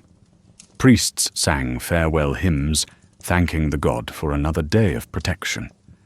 They drew curtains, closed windows, extinguished lamps except for one eternal flame that burned continuously. The high priest backed out of the chamber, speaking blessing formulas, and locked the door. Night guards took position. The temple quieted, though lower levels continued buzzing with activity. Bakers starting bread for tomorrow, brewers checking fermentation, administrators tallying the day's accounts by lamplight. This daily rhythm continued year after year, decade after decade, century after century. The kings changed. Dynasties rose and fell. Armies conquered and were conquered. But the temples persisted, and with them the daily service of gods who required feeding, clothing, entertainment, and rest. The practice demonstrated civilization's stability, its commitment to maintaining relationships that transcended individual lives or political circumstances. Yet beneath the rhythms of daily service, deeper mysteries operated. The buildings themselves encoded knowledge that went beyond simple housing for divine statues. The apparent randomness of temple offerings conceals patterns that become visible only through patient analysis of hundreds of tablets. Scholars noticed decades ago that certain foods appeared in groups of 7, that specific bread types corresponded to particular festivals, that seasonal variations followed celestial rather than purely agricultural rhythms. The menus weren't arbitrary, but encoded information, calendrical, astronomical, theological, that priests understood but rarely explained explicitly in surviving texts. 7 appears with remarkable frequency. 7 types of bread for important ceremonies. 7 jars of beer for the Anunnaki who decree fates. 7 cuts of meat arranged in specific order. This number's significance reaches back to Mesopotamian astronomy, which recognized 7 classical celestial bodies: Sun, Moon, Mercury, Venus, Mars, Jupiter, Saturn. These weren't distant abstractions, but powers whose movements governed earthly events. Each day of the week bore a planetary name, and that planet's deity received special attention on their designated day. The connection between offerings and celestial cycles becomes clearer in texts that specify timing. When the moon enters its first quarter, present white bread and silver oil to Nana. On the day Mars rises at dawn, sacrifice a red bull to Nergal. When Venus appears as evening star, offer dates and honey to Inanna. These instructions link material offerings to observable sky events, creating a system where temple service tracked astronomical phenomena while simultaneously influencing cosmic forces through ritual action. Color symbolism runs through the offering lists like a subtle code. White bread from hulled barley connected to silver, the moon, purity, and Nana. Red beer linked to sunset, blood, Mars, warfare, and Nergal. Dark beer suggested the underworld, night, hidden knowledge. Dates, golden brown and sweet, represented solar power and abundance. This wasn't random association, but a consistent symbolic language that organized how priests thought about divine personalities and preferences. Numerical patterns extend beyond 7. 12, corresponding to lunar months, structures many annual festival cycles. 30, the approximate days in a lunar month, appears in measurements and quantities. 60, the Sumerian mathematical base, shows up constantly. 60 loaves, 60 portions, 60 measures. These weren't just convenient round numbers, but reflected how Mesopotamian mathematics organized reality. Their base 60 system, which we still use for measuring time and angles, emerged from astronomical observation and theological conviction that cosmic order followed precise numerical relationships. The agricultural calendar embedded in offering schedules reveals sophisticated understanding of seasonal rhythms. Spring festivals emphasized fresh barley bread and new beer, celebrating the grain harvest. Summer offerings included dates at peak ripeness, acknowledging the date harvest's importance. Autumn featured legumes and late fruits. Winter leaned on stored foods, dried dates, preserved meat, grain from storage. This cycle connected temple rituals to the agricultural year, ensuring religious life synchronized with economic reality. But timing went deeper than simple availability. Certain offerings coincided with solar events, equinoxes and solstices, that priests tracked using architectural alignments. Excavations at several Sumerian temple sites reveal doorways and windows positioned to admit light at specific times of year. At winter, solstice dawn, sunlight would strike the cult statue directly, an event marked by special offerings. Spring equinox triggered planting festivals with corresponding menu changes. These alignments required astronomical knowledge and architectural precision, demonstrating that temple builders understood solar cycles accurately. Lunar phases governed other ritual schedules. New moon ceremonies featured foods associated with darkness and renewal. Full moon celebrations emphasized brightness, visibility, completion. The monthly cycle from darkness to light and back again provided a natural framework for religious life. Temple astronomers tracked lunar movements obsessively, noting not just phases, but also the moon's position relative to stars and planets, building prediction systems that could forecast eclipses years in advance. The symbolic dimensions of specific foods deserve closer attention. Bread wasn't just carbohydrate, but transformation. Raw grain ground to flour, flour mixed with water, dough baked by fire. Each step changed the substance fundamentally, making bread an appropriate metaphor for divine action in the world. Beer carried similar symbolic weight, grain becoming liquid, fermentation producing something new through invisible forces. These transformative foods represented how gods operated, taking raw material and shaping it into something greater. Honey's rarity made it symbolically potent beyond its sweetness. Produced by wild bees through labor, humans couldn't fully control or replicate. Honey seemed semi-magical, a gift from the natural world. Texts describe honey as the sweet breath of the gods, suggesting it carried divine essence more directly than cultivated foods. Its preservation properties, honey essentially never spoils, added associations with immortality and timelessness. Dates occupied a special position because date palms provided abundant food with minimal labor. A mature date palm produces 50 to 100 kilograms of fruit annually for decades, with almost no human intervention beyond harvest. This generosity made dates appropriate offerings, representing nature's abundance and divine blessing. The tree itself held sacred status in several texts, sometimes serving as the cosmic axis connecting heaven, earth, and underworld. Modern analysis techniques reveal information invisible to ancient priests. Residue analysis of offering vessels shows actual foods placed in them, confirming textual descriptions while adding details texts omit.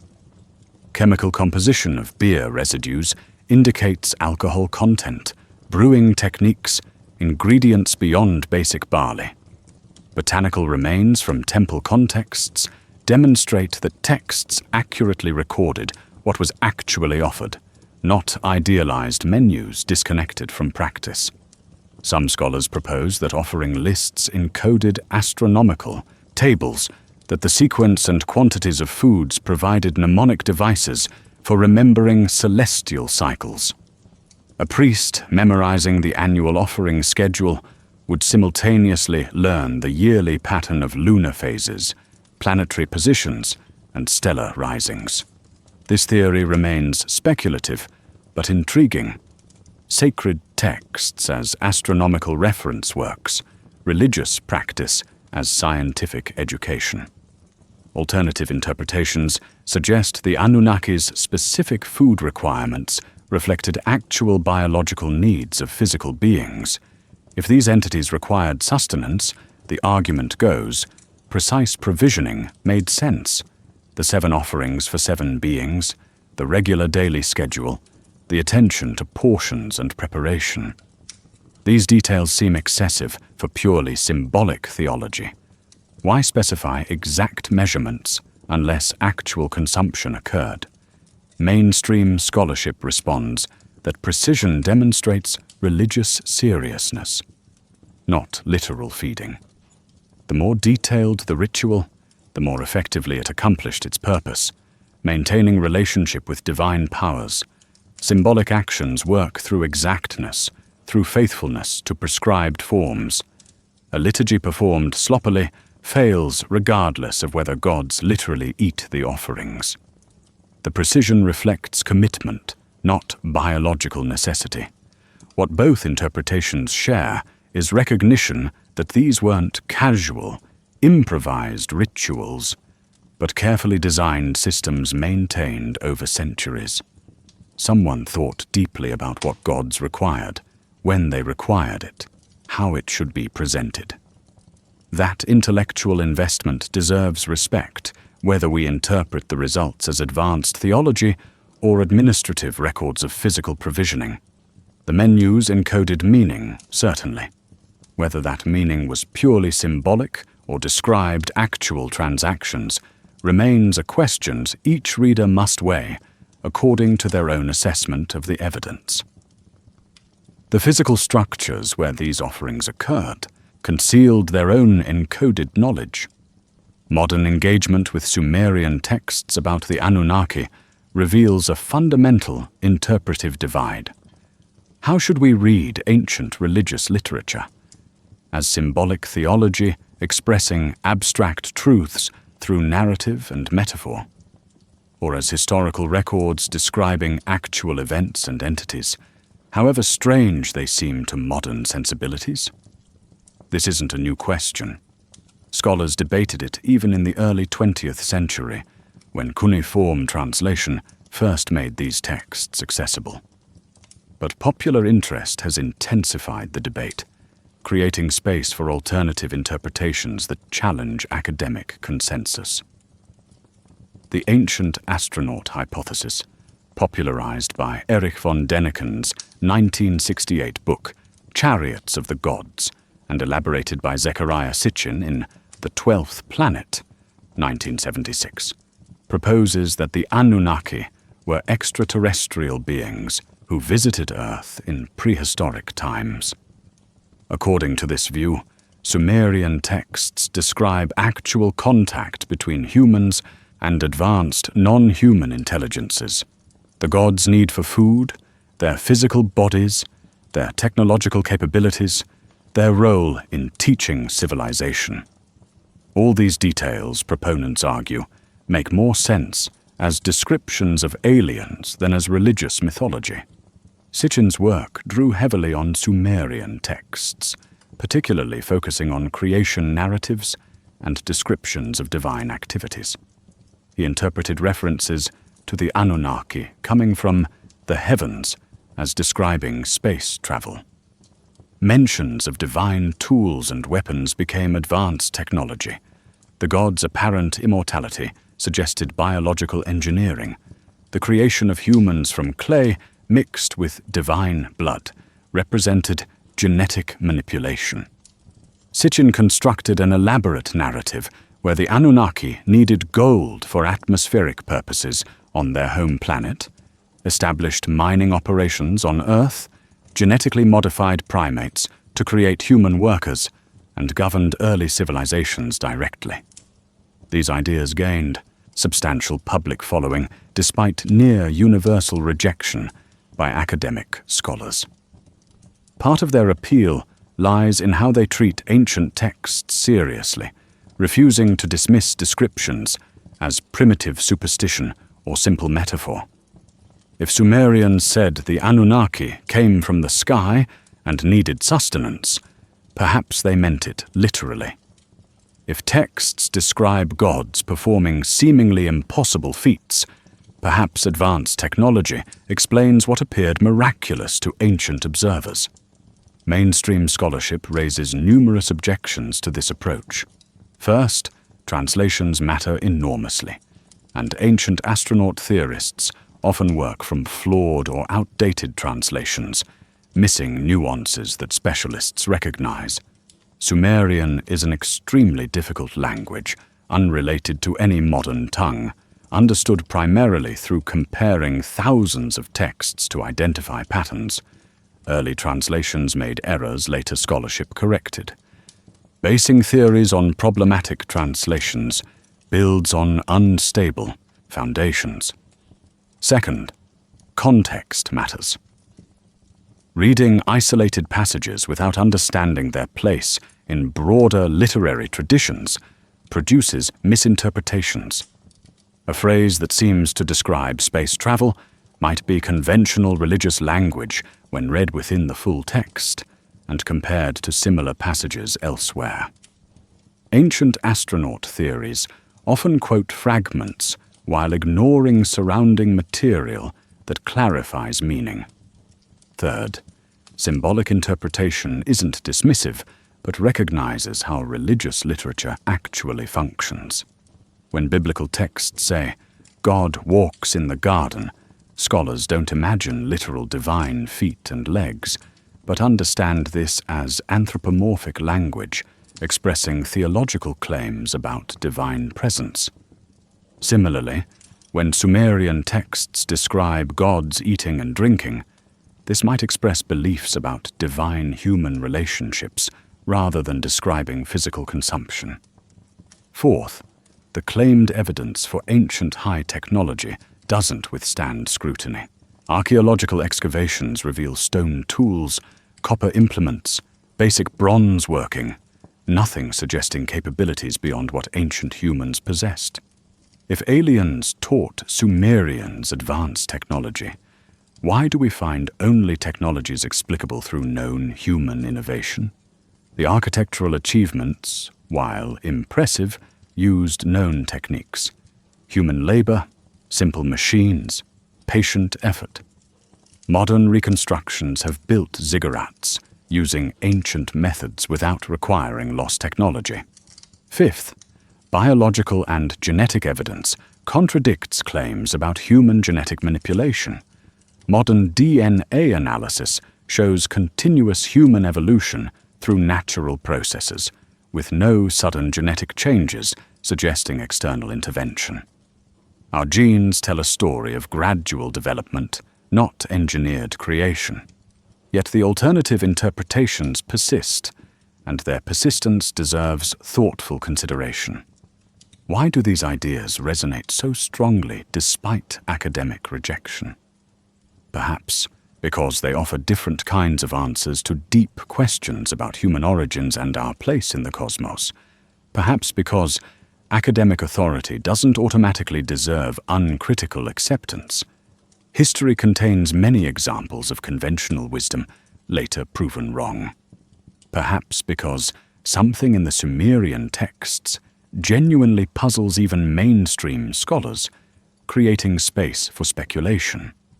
The danger of untrained speculation is misreading through ignorance of language, context, and comparative evidence.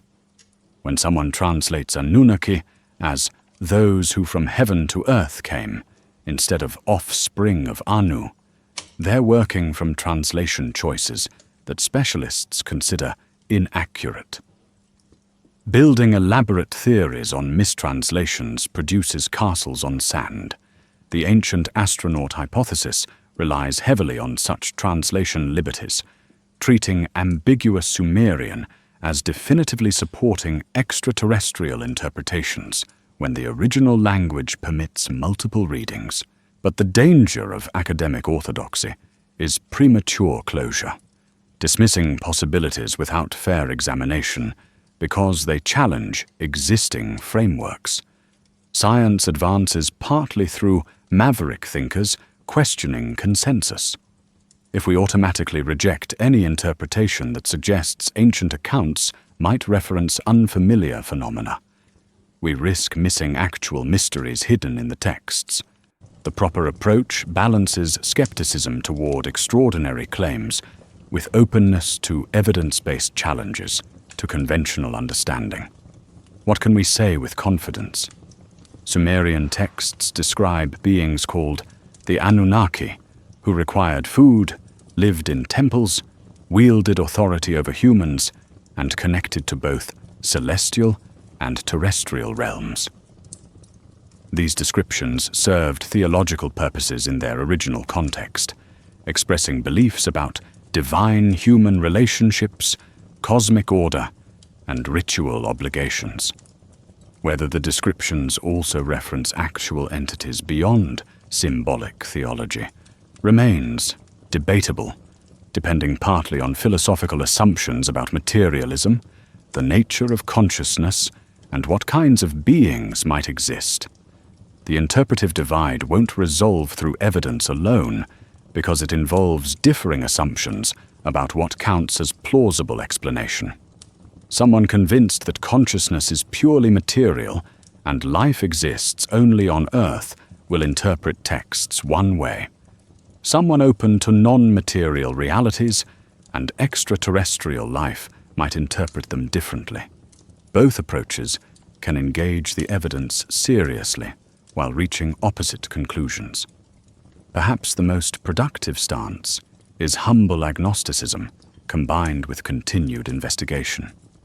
We don't know everything about the past.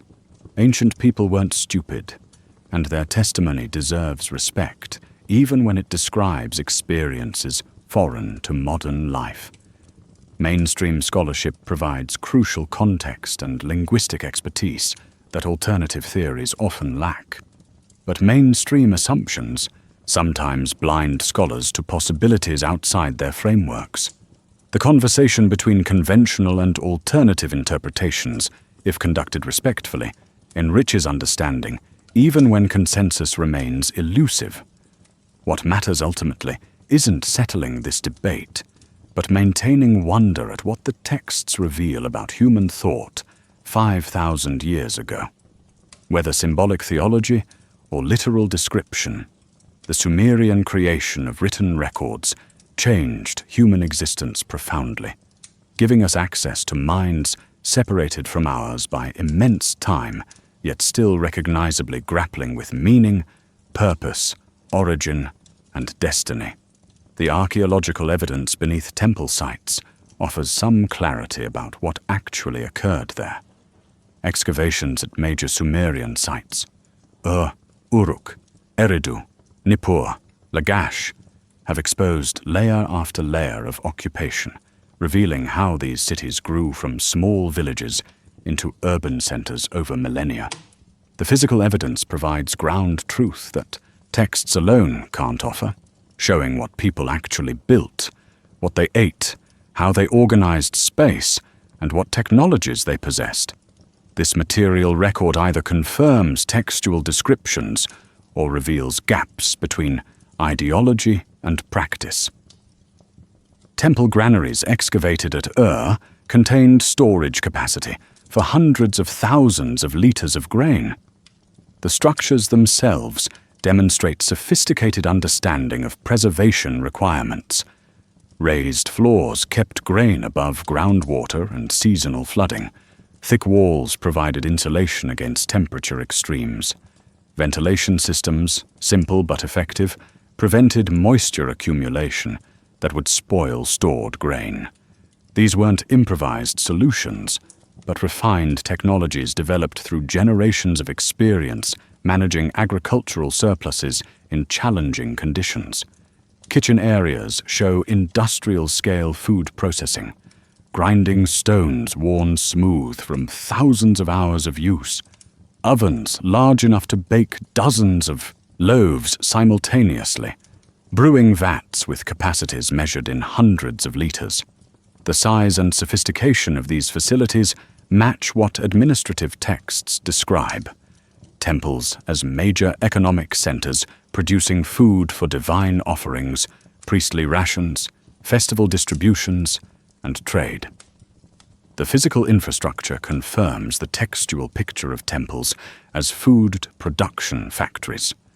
Faunal remains, animal bones from temple contexts, reveal what people actually consumed versus what texts emphasized. Sheep and goat bones dominate, confirming that these animals provided most animal protein. Cattle bones appear less frequently, but show butchering patterns consistent with ritual sacrifice followed by consumption. Fish bones, particularly common near marshland sites like Eridu, demonstrate that aquatic resources supplemented terrestrial meat. Wild animal bones, gazelle, onager, wild boar, occur occasionally, supporting textual mentions of wild game offerings but showing they were exceptional rather than routine.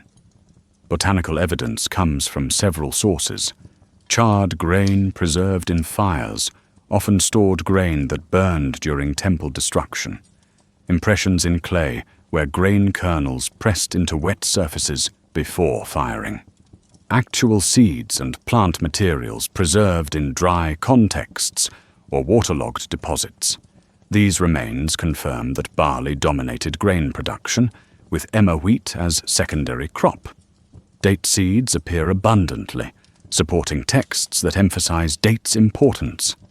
Legume seeds, lentils, chickpeas, peas show up regularly, indicating these were dietary staples, even if texts rarely mention them. Storage jar residues, analyzed using modern chemical techniques, reveal their original contents. Jars that held oil leave distinctive fatty acid signatures. Beer jars contain residues with compounds, indicating fermentation. Wine jars, rare in Sumerian contexts but present, show different chemical profiles. These analyses confirm that the substances texts describe were actually stored and used as written. The correspondence between textual description and physical evidence is remarkable, suggesting scribes recorded actual practices rather than idealized versions. Architectural alignments at temple sites show astronomical awareness, but with inexplicable limits. Several temples have doorways or windows positioned to admit sunlight at solstices or equinoxes. These alignments demonstrate intentional design incorporating solar observations. But the precision isn't greater than achievable through patient naked eye observation over years. No evidence suggests measurement instruments beyond simple shadow casting sticks and careful record keeping. The astronomy was sophisticated, but used technologies we know ancient people possessed. Tool assemblages from temple excavations include stone-cutting implements, copper chisels, bronze tools from later periods, wooden levers and rollers inferred from construction techniques. Nothing in this technological inventory requires lost knowledge or external assistance. Modern experimental archaeology has reconstructed ziggurat construction using these tools and Bronze Age techniques. The work is incredibly labor-intensive, requiring thousands of worker hours, but entirely achievable through organized human effort. Human remains from temple contexts, when found, show normal human biology. No anomalous skeletal features, no genetic markers suggesting non-human ancestry, no modifications requiring advanced medical technology. The priests and temple workers were regular people, anatomically identical to modern humans, living lives recordable in skeletal evidence. Dietary indicators, disease patterns, injury markers, age at death. If non-human entities inhabited these temples, they left no biological traces. Artifact distributions throughout temple complexes reveal functional organization matching textual descriptions. Administrative offices cluster near entrances, facilitating business transactions. Storage facilities occupy ground floors, minimizing the effort of moving heavy materials. Kitchens and workshops sit in areas with good ventilation. The divine residence occupies the highest, most isolated location. This spatial logic demonstrates practical decision-making optimized for efficiency rather than arbitrary layouts. The absence of certain evidence weighs as heavily as presence. No materials requiring technologies Sumerians didn't possess. No inscriptions in unknown languages. No artifacts from elsewhere in the solar system. No architectural techniques beyond ancient capabilities. no biological remains of non-human intelligent beings, no preserved foods requiring refrigeration or other unavailable preservation methods. The material record shows impressive achievement, but only through means ancient people demonstrably had. This doesn't prove alternative interpretations wrong, proponents might argue, because advanced visitors could have lived without leaving detectable traces or taken evidence with them upon departure. Absence of evidence isn't evidence of absence, but it does shift the burden of proof. Extraordinary claims require extraordinary evidence, and the physical record currently provides nothing that demands explanations beyond human activity using known ancient technologies and agricultural products. What archaeology shows definitively is that Sumerian temples were real places where actual people performed the activities texts describe. They ground grain, baked bread, brewed beer, slaughtered animals, presented offerings, and organized these efforts at impressive scales. The system wasn't mythological abstraction, but functioning economic and religious infrastructure. Whether the recipients of all this effort were symbolic concepts or literal entities, the human labor was undeniably real. The continuity of practices over centuries suggests whatever system operated served its purposes effectively.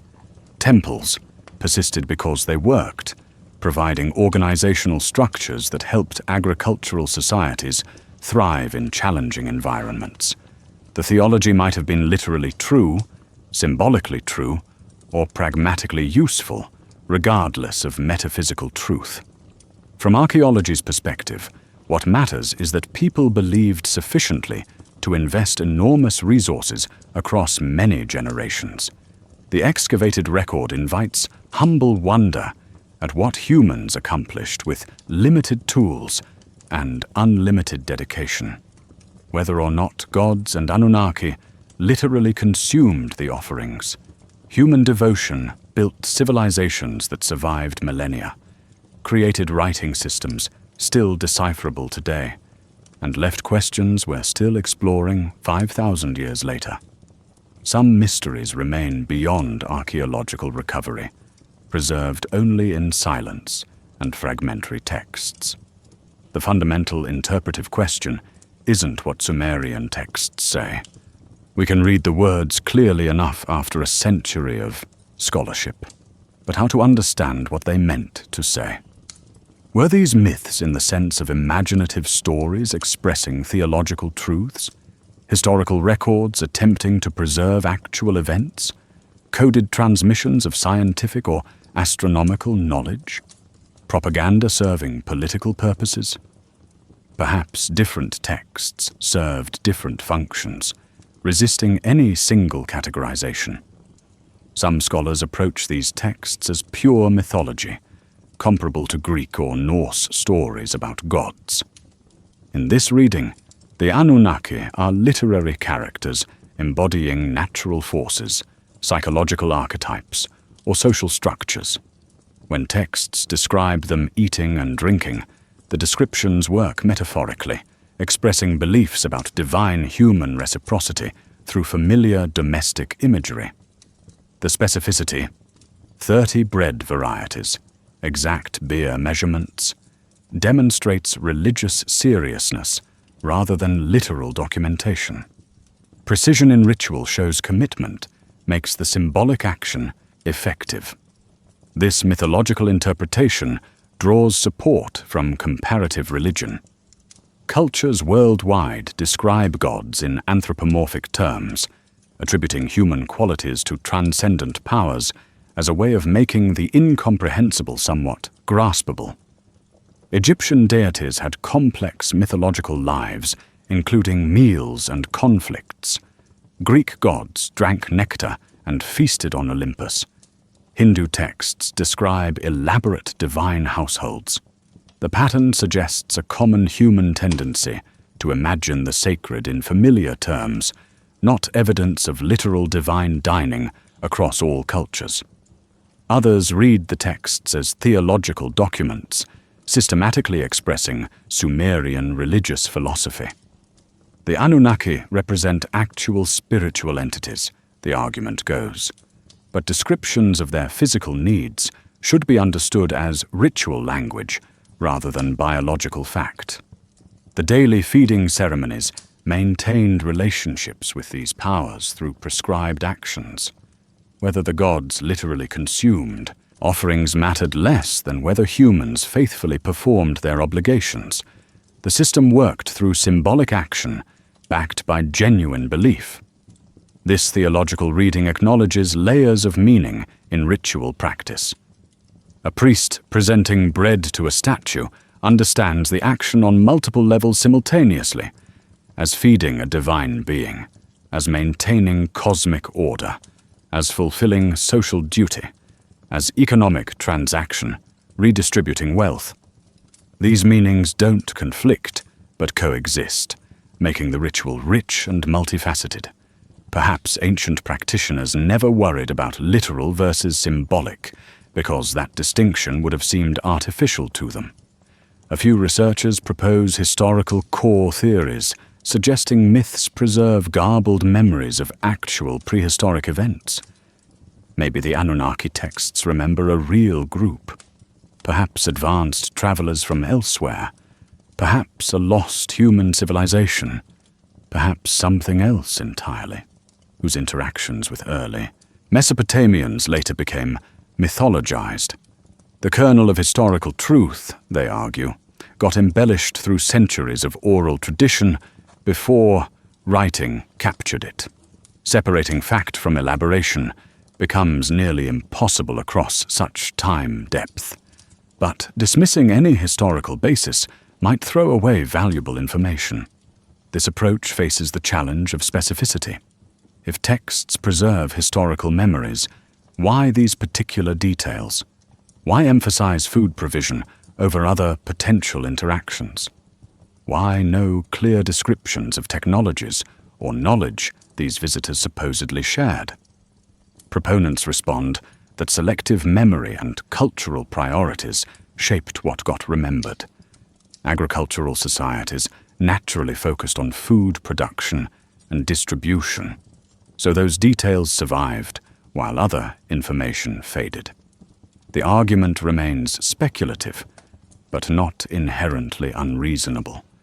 Alternative framings treat texts as coded astronomical records with mythological narratives encoding observations of planetary movements, stellar positions, and celestial cycles. The Anunnaki might represent planets or constellations, their actions metaphors for astronomical phenomena, feeding rituals synchronized with these cycles, maintaining earthly activities in harmony with heavenly patterns. This interpretation sees priests as astronomer-theologians, texts as technical documents wrapped in narrative form to aid memorization. Support for astronomical encoding comes from undeniable celestial references throughout Sumerian texts. Venus tablets track the planet's appearances and disappearances with precision. Lunar calendars structure the religious year. Festival timing correlates with solstices and equinoxes. Perhaps myths embedded deeper astronomical knowledge, accessible to initiates trained to read the code. But mainstream scholars note that astronomical content appears explicitly in many texts. So why hide it in myths when direct star catalogues and observation records also exist? Political readings emphasize how these texts legitimized authority structures. Kings claimed divine appointment, tracing their authority to gods who created social hierarchies. Temple priesthoods maintained power through exclusive access to divine communication. Describing gods as requiring service justified labor demands on common people. Perhaps the entire theological system functioned primarily to organize society, stabilize political power, and coordinate large-scale economic activities. Religious belief was genuine, but the text served social control regardless of theological truth. This cynical interpretation captures something real about how religion and politics intertwined in ancient cities. But it risks oversimplifying, treating people as either manipulators or dupes, rather than participants in complex cultural systems they believed meaningful. Political functions don't preclude genuine spiritual conviction. A priest might truly believe while also benefiting materially from that belief. Human motivations rarely reduce to single causes. Cross-cultural comparisons reveal intriguing patterns that complicate all interpretations.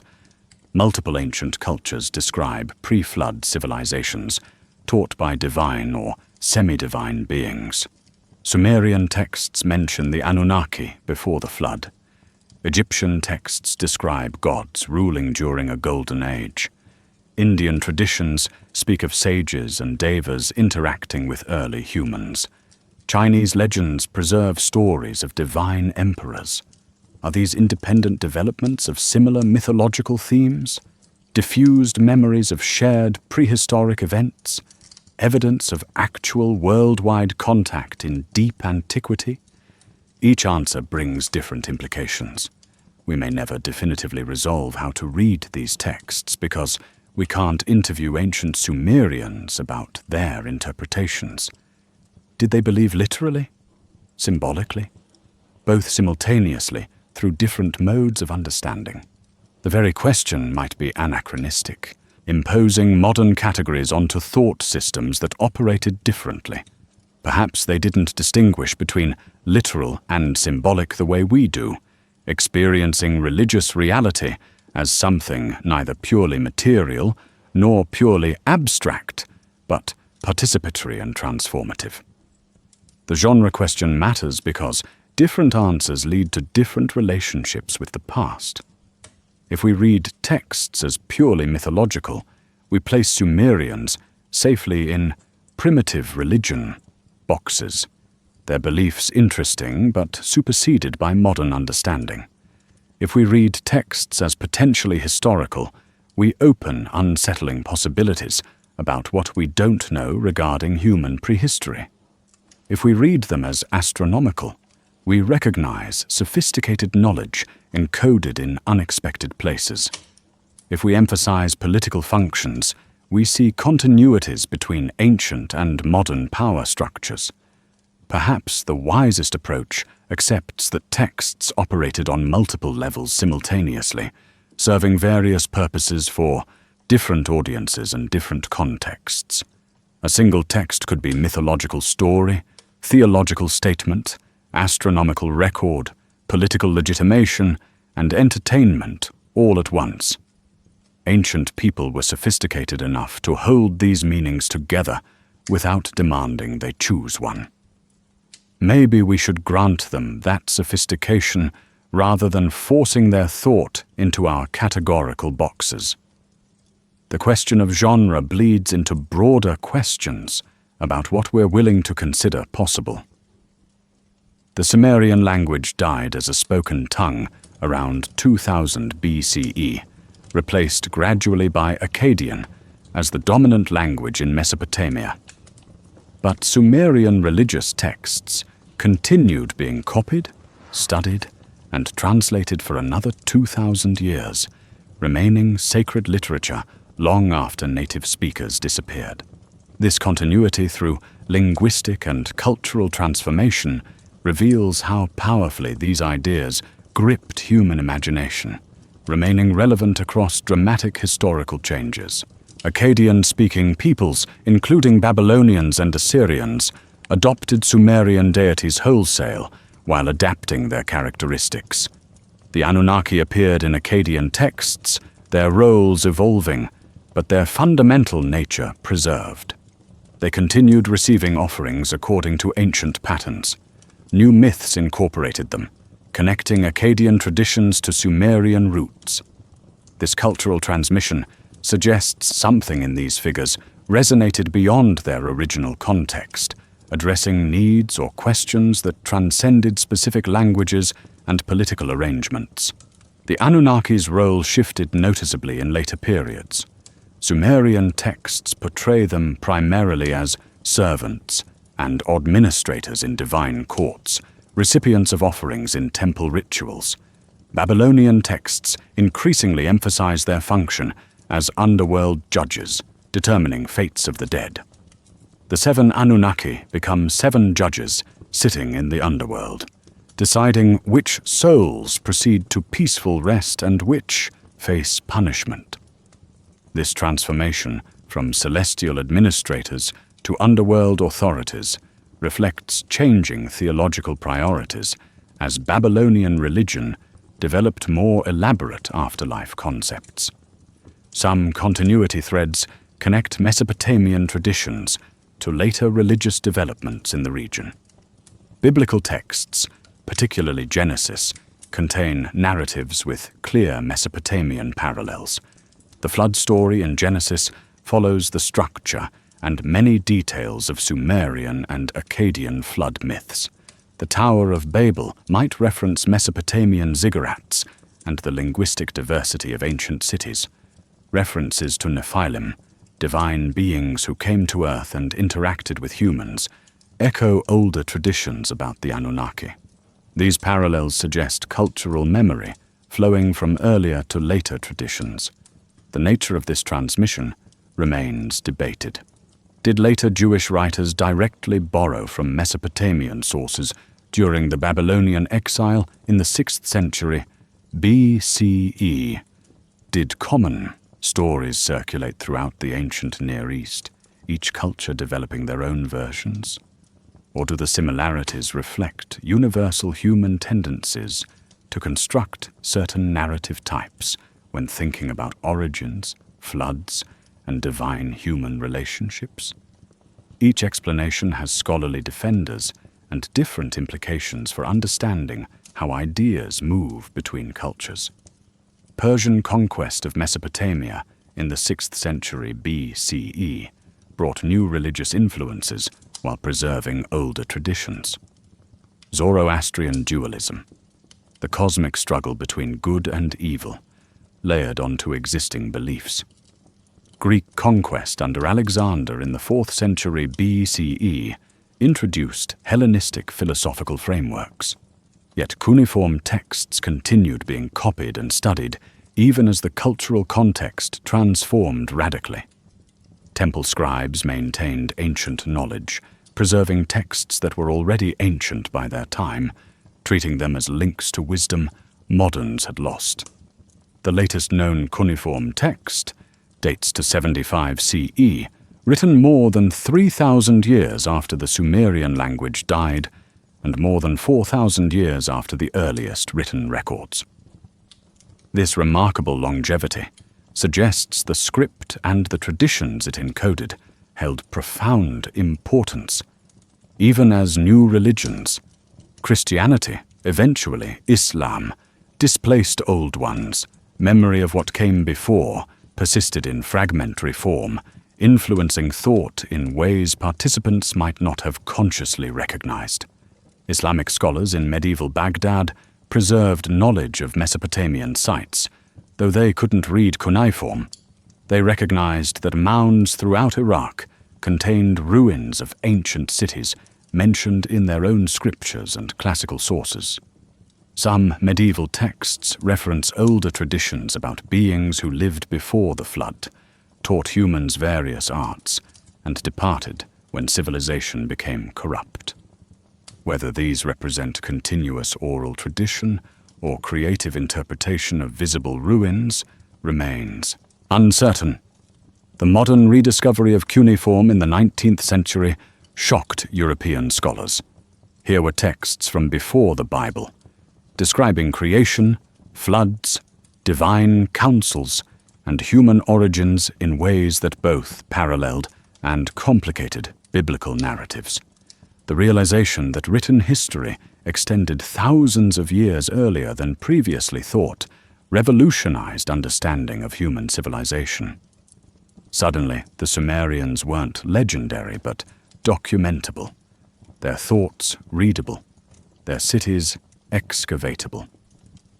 Early translations emphasized biblical connections, sometimes overemphasizing parallels to make Mesopotamian texts seem like proto-biblical literature.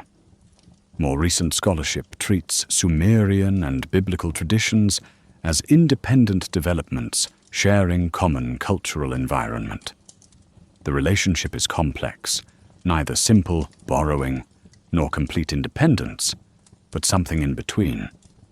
Shared conceptual vocabulary drawn from overlapping cultural contexts, similar narrative, structures addressing comparable questions, occasional direct influence when historical circumstances permitted. What survived this 4,000-year transmission? Core narratives about creation, flood, divine-human relationships, and cosmic order. The names changed, details shifted, theological emphasis evolved, but fundamental structures persisted. This continuity suggests these stories addressed something enduringly human, questions that every generation asks, and no generation definitively answers. Where do we come from? Why are we here? What obligations do we have to forces greater than ourselves? How should we organize society? What happens after death? The Anunnaki themselves, as specific figures, didn't survive into modern religion except as scholarly footnotes and alternative history speculation. But the concepts they embodied, divine hierarchies, cosmic administrators, beings bridging heaven and earth, entities requiring human service. These patterns echo through multiple religious traditions.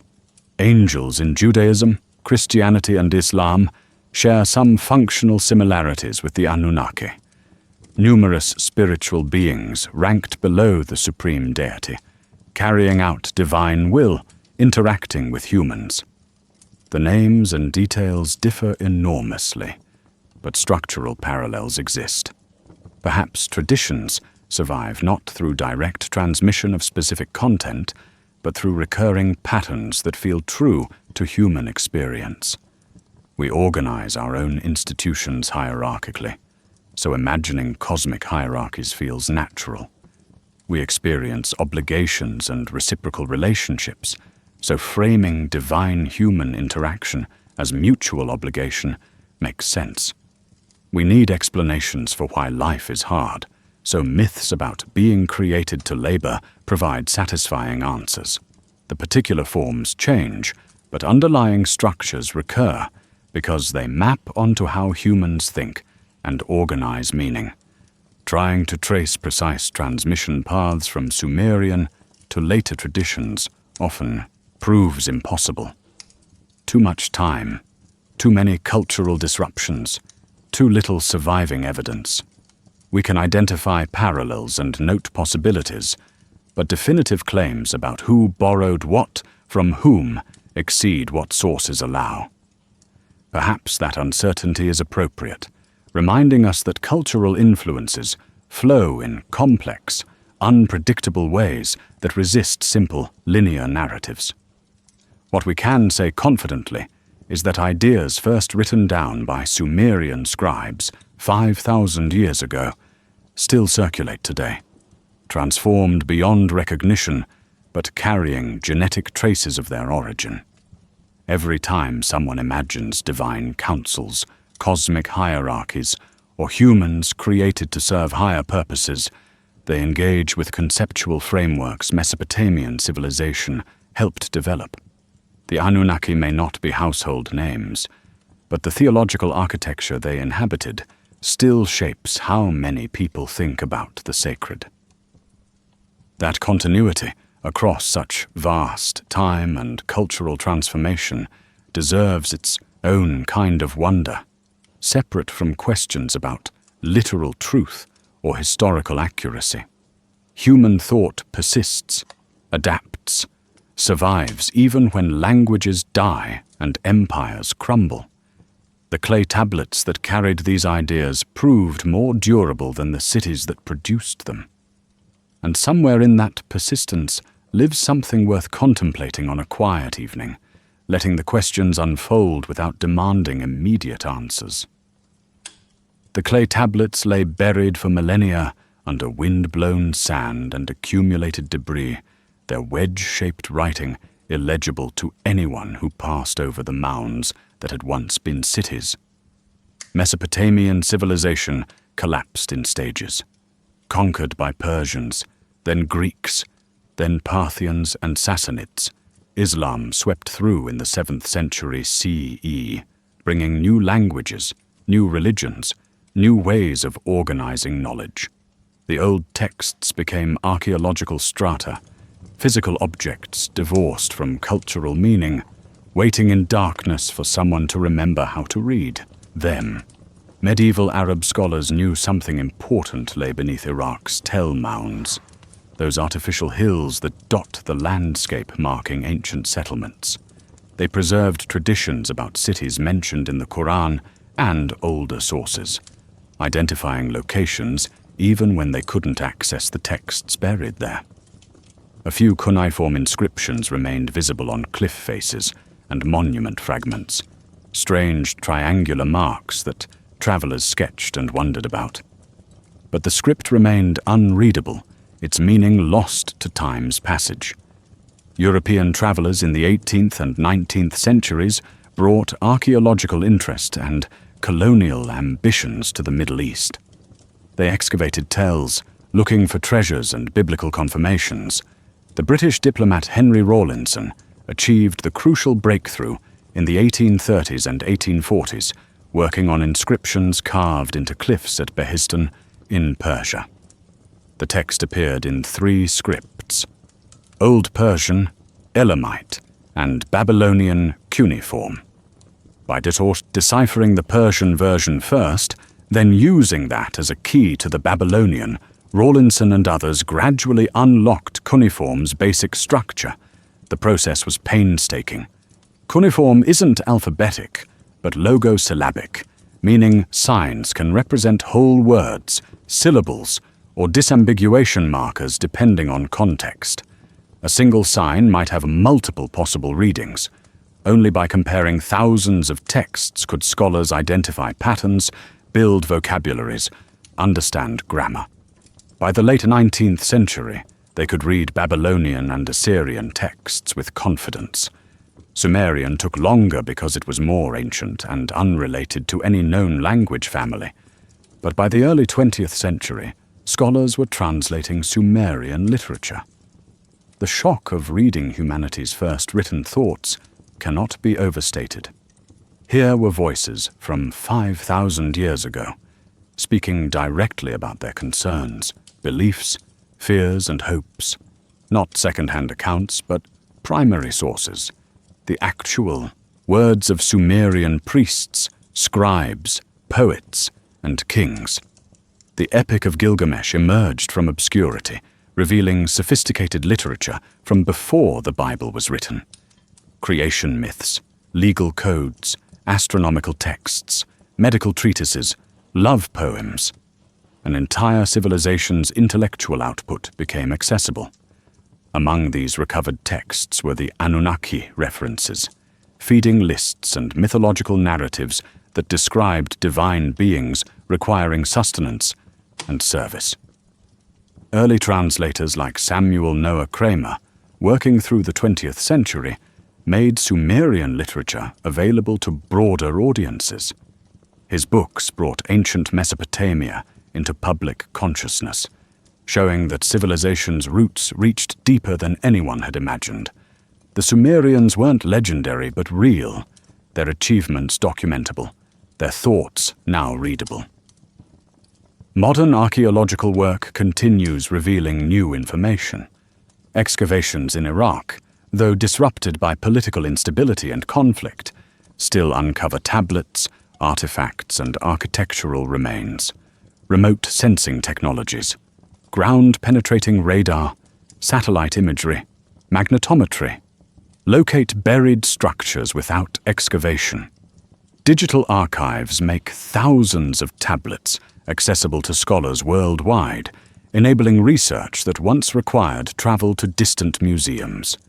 Even now, cuneiform texts are being published for the first time, emerging from museum storage where they've sat for decades awaiting translation.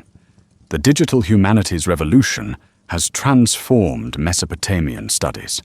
Databases containing hundreds of thousands of texts enable searches across entire corpora, identifying patterns human readers would miss. Machine learning algorithms assist in translating damaged or fragmentary texts by predicting likely readings based on context. 3D modeling reconstructs ruined buildings, letting researchers virtually walk through temples as they appeared 4,000 years ago. Technologies the Sumerians couldn't have, imagined now, illuminate what they built and wrote. Still today, debates continue about how to interpret what we've recovered. Academic conferences feature presentations arguing different positions on Anunnaki identity, temple economics, astronomical knowledge, and cultural influences. New discoveries regularly challenge existing theories. A tablet found in 2019 contained previously unknown details about temple offering protocols. Excavations at Lagash revealed architectural features that don't match assumptions based on texts. The conversation remains active, vital, ongoing.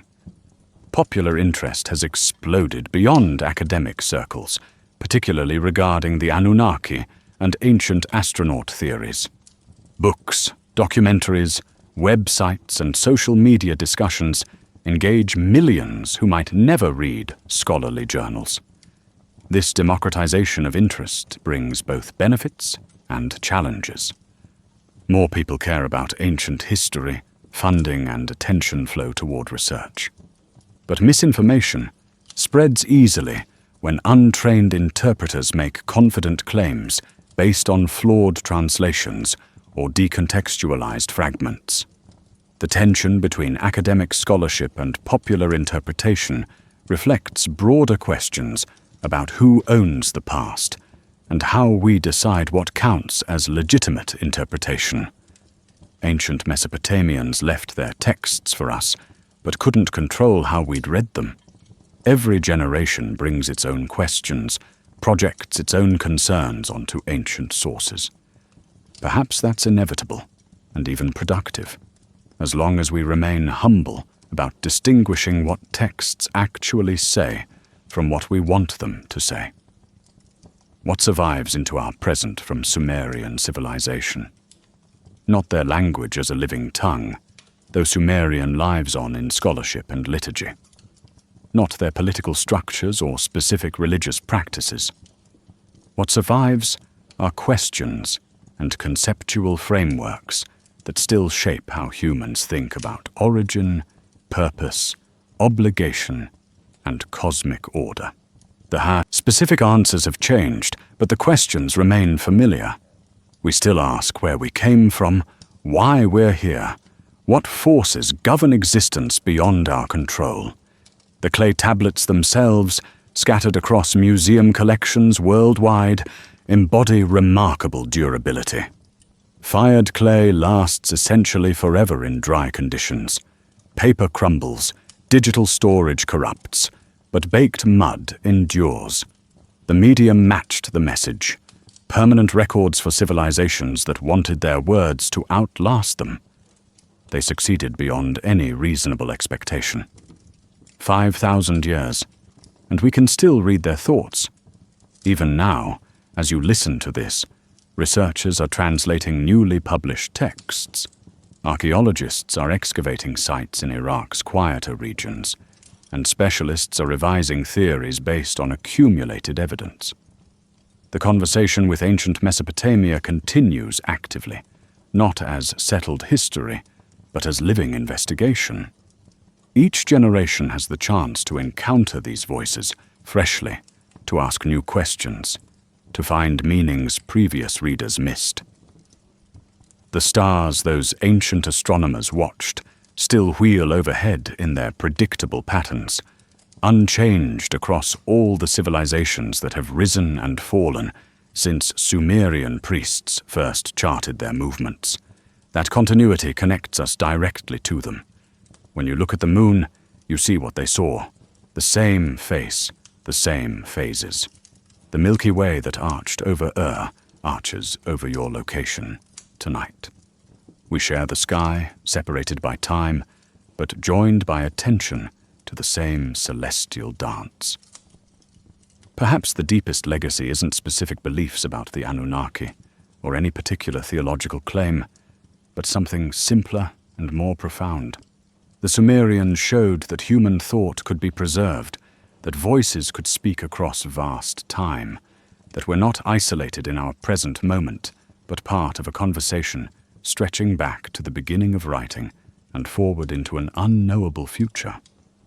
They proved that questions matter as much as answers, that mystery can be embraced rather than feared, and that reaching toward understanding, even when full understanding eludes us, is a worthy human endeavor.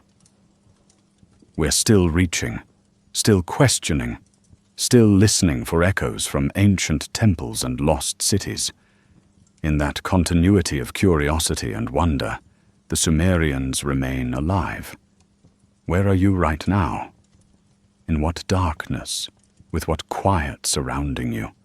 Your breath moves in and out without conscious effort, the way it has through every moment of this exploration, the way it moved through ancient priests lighting morning lamps and farmers harvesting barley under Middle Eastern sun. The same breath, the same rhythm, connecting all moments and all people across whatever distance separates us. The questions we've traced tonight remain open. Were the Anunnaki divine metaphors, spiritual realities, physical visitors, astronomical phenomena, political constructs, or something our categories don't capture? Perhaps they were all of these things simultaneously, or none of them, or something else entirely that ancient Sumerians understood differently than we can. The texts survive, the theories multiply, and the mystery endures. Patient, quiet, content to remain unsolved. Stone remembers in ways we don't. The eroded ziggurats scattered across Iraq still rise above the plains, their mud brick cores softened by millennia of wind and rain, but fundamentally present. You could touch them if you traveled there. Put your hand on walls that Sumerian laborers built and priests blessed, and gods supposedly inhabited. The physical continuity is remarkable. 4,000 years of weather, war, and neglect. Yet the structures persist, holding their secrets in silence. The stars still turn overhead, following paths ancient astronomers mapped with patient observation. Venus still appears as evening star, then morning star, cycling through the pattern that Sumerian priests recorded on clay, tablets now resting in museum storage. Jupiter still moves through its 12-year orbit around the sun, marking time as it did when Mesopotamian astrologers tracked its position against fixed constellations. The sky remembers what we forget, maintaining patterns that outlast civilizations. Maybe certainty isn't the goal. Maybe the point is the reaching, the wondering, the willingness to sit with questions that have persisted for 5,000 years and will persist for 5,000 more. The Sumerians left us their thoughts, their careful records, their architectural achievements, and their enduring mysteries. They didn't provide all the answers, and perhaps that's a gift. The space they left for each generation to engage, interpret, and continue the conversation. Take another breath. Feel whatever's supporting you right now. This moment is yours, quiet and unremarkable, except that you're experiencing it, aware of being aware, connected through attention and wonder to people who lived before writing existed, and people who live after everything we take for granted has changed beyond recognition. In that awareness, time becomes less linear than circular. Or maybe not circular, but something else, some pattern we don't have words for. The wind still moves over Mesopotamian ruins, carrying dust that was once Sumerian bread, stirring reeds that grow where ancient marshes have reformed after centuries of different landscapes. Stone fragments still emerge from eroded mounds, sometimes inscribed, sometimes blank, all holding the same patient silence. And somewhere in museum darkness, clay tablets rest on shelves, preserving wedge-shaped marks that say, "The Anunnaki required bread and beer, received offerings at dawn, judged the dead, came from heaven to earth, were served by humans who wondered, as we wonder, what it all meant." The wondering continues, the silence deepens, and the stars turn on.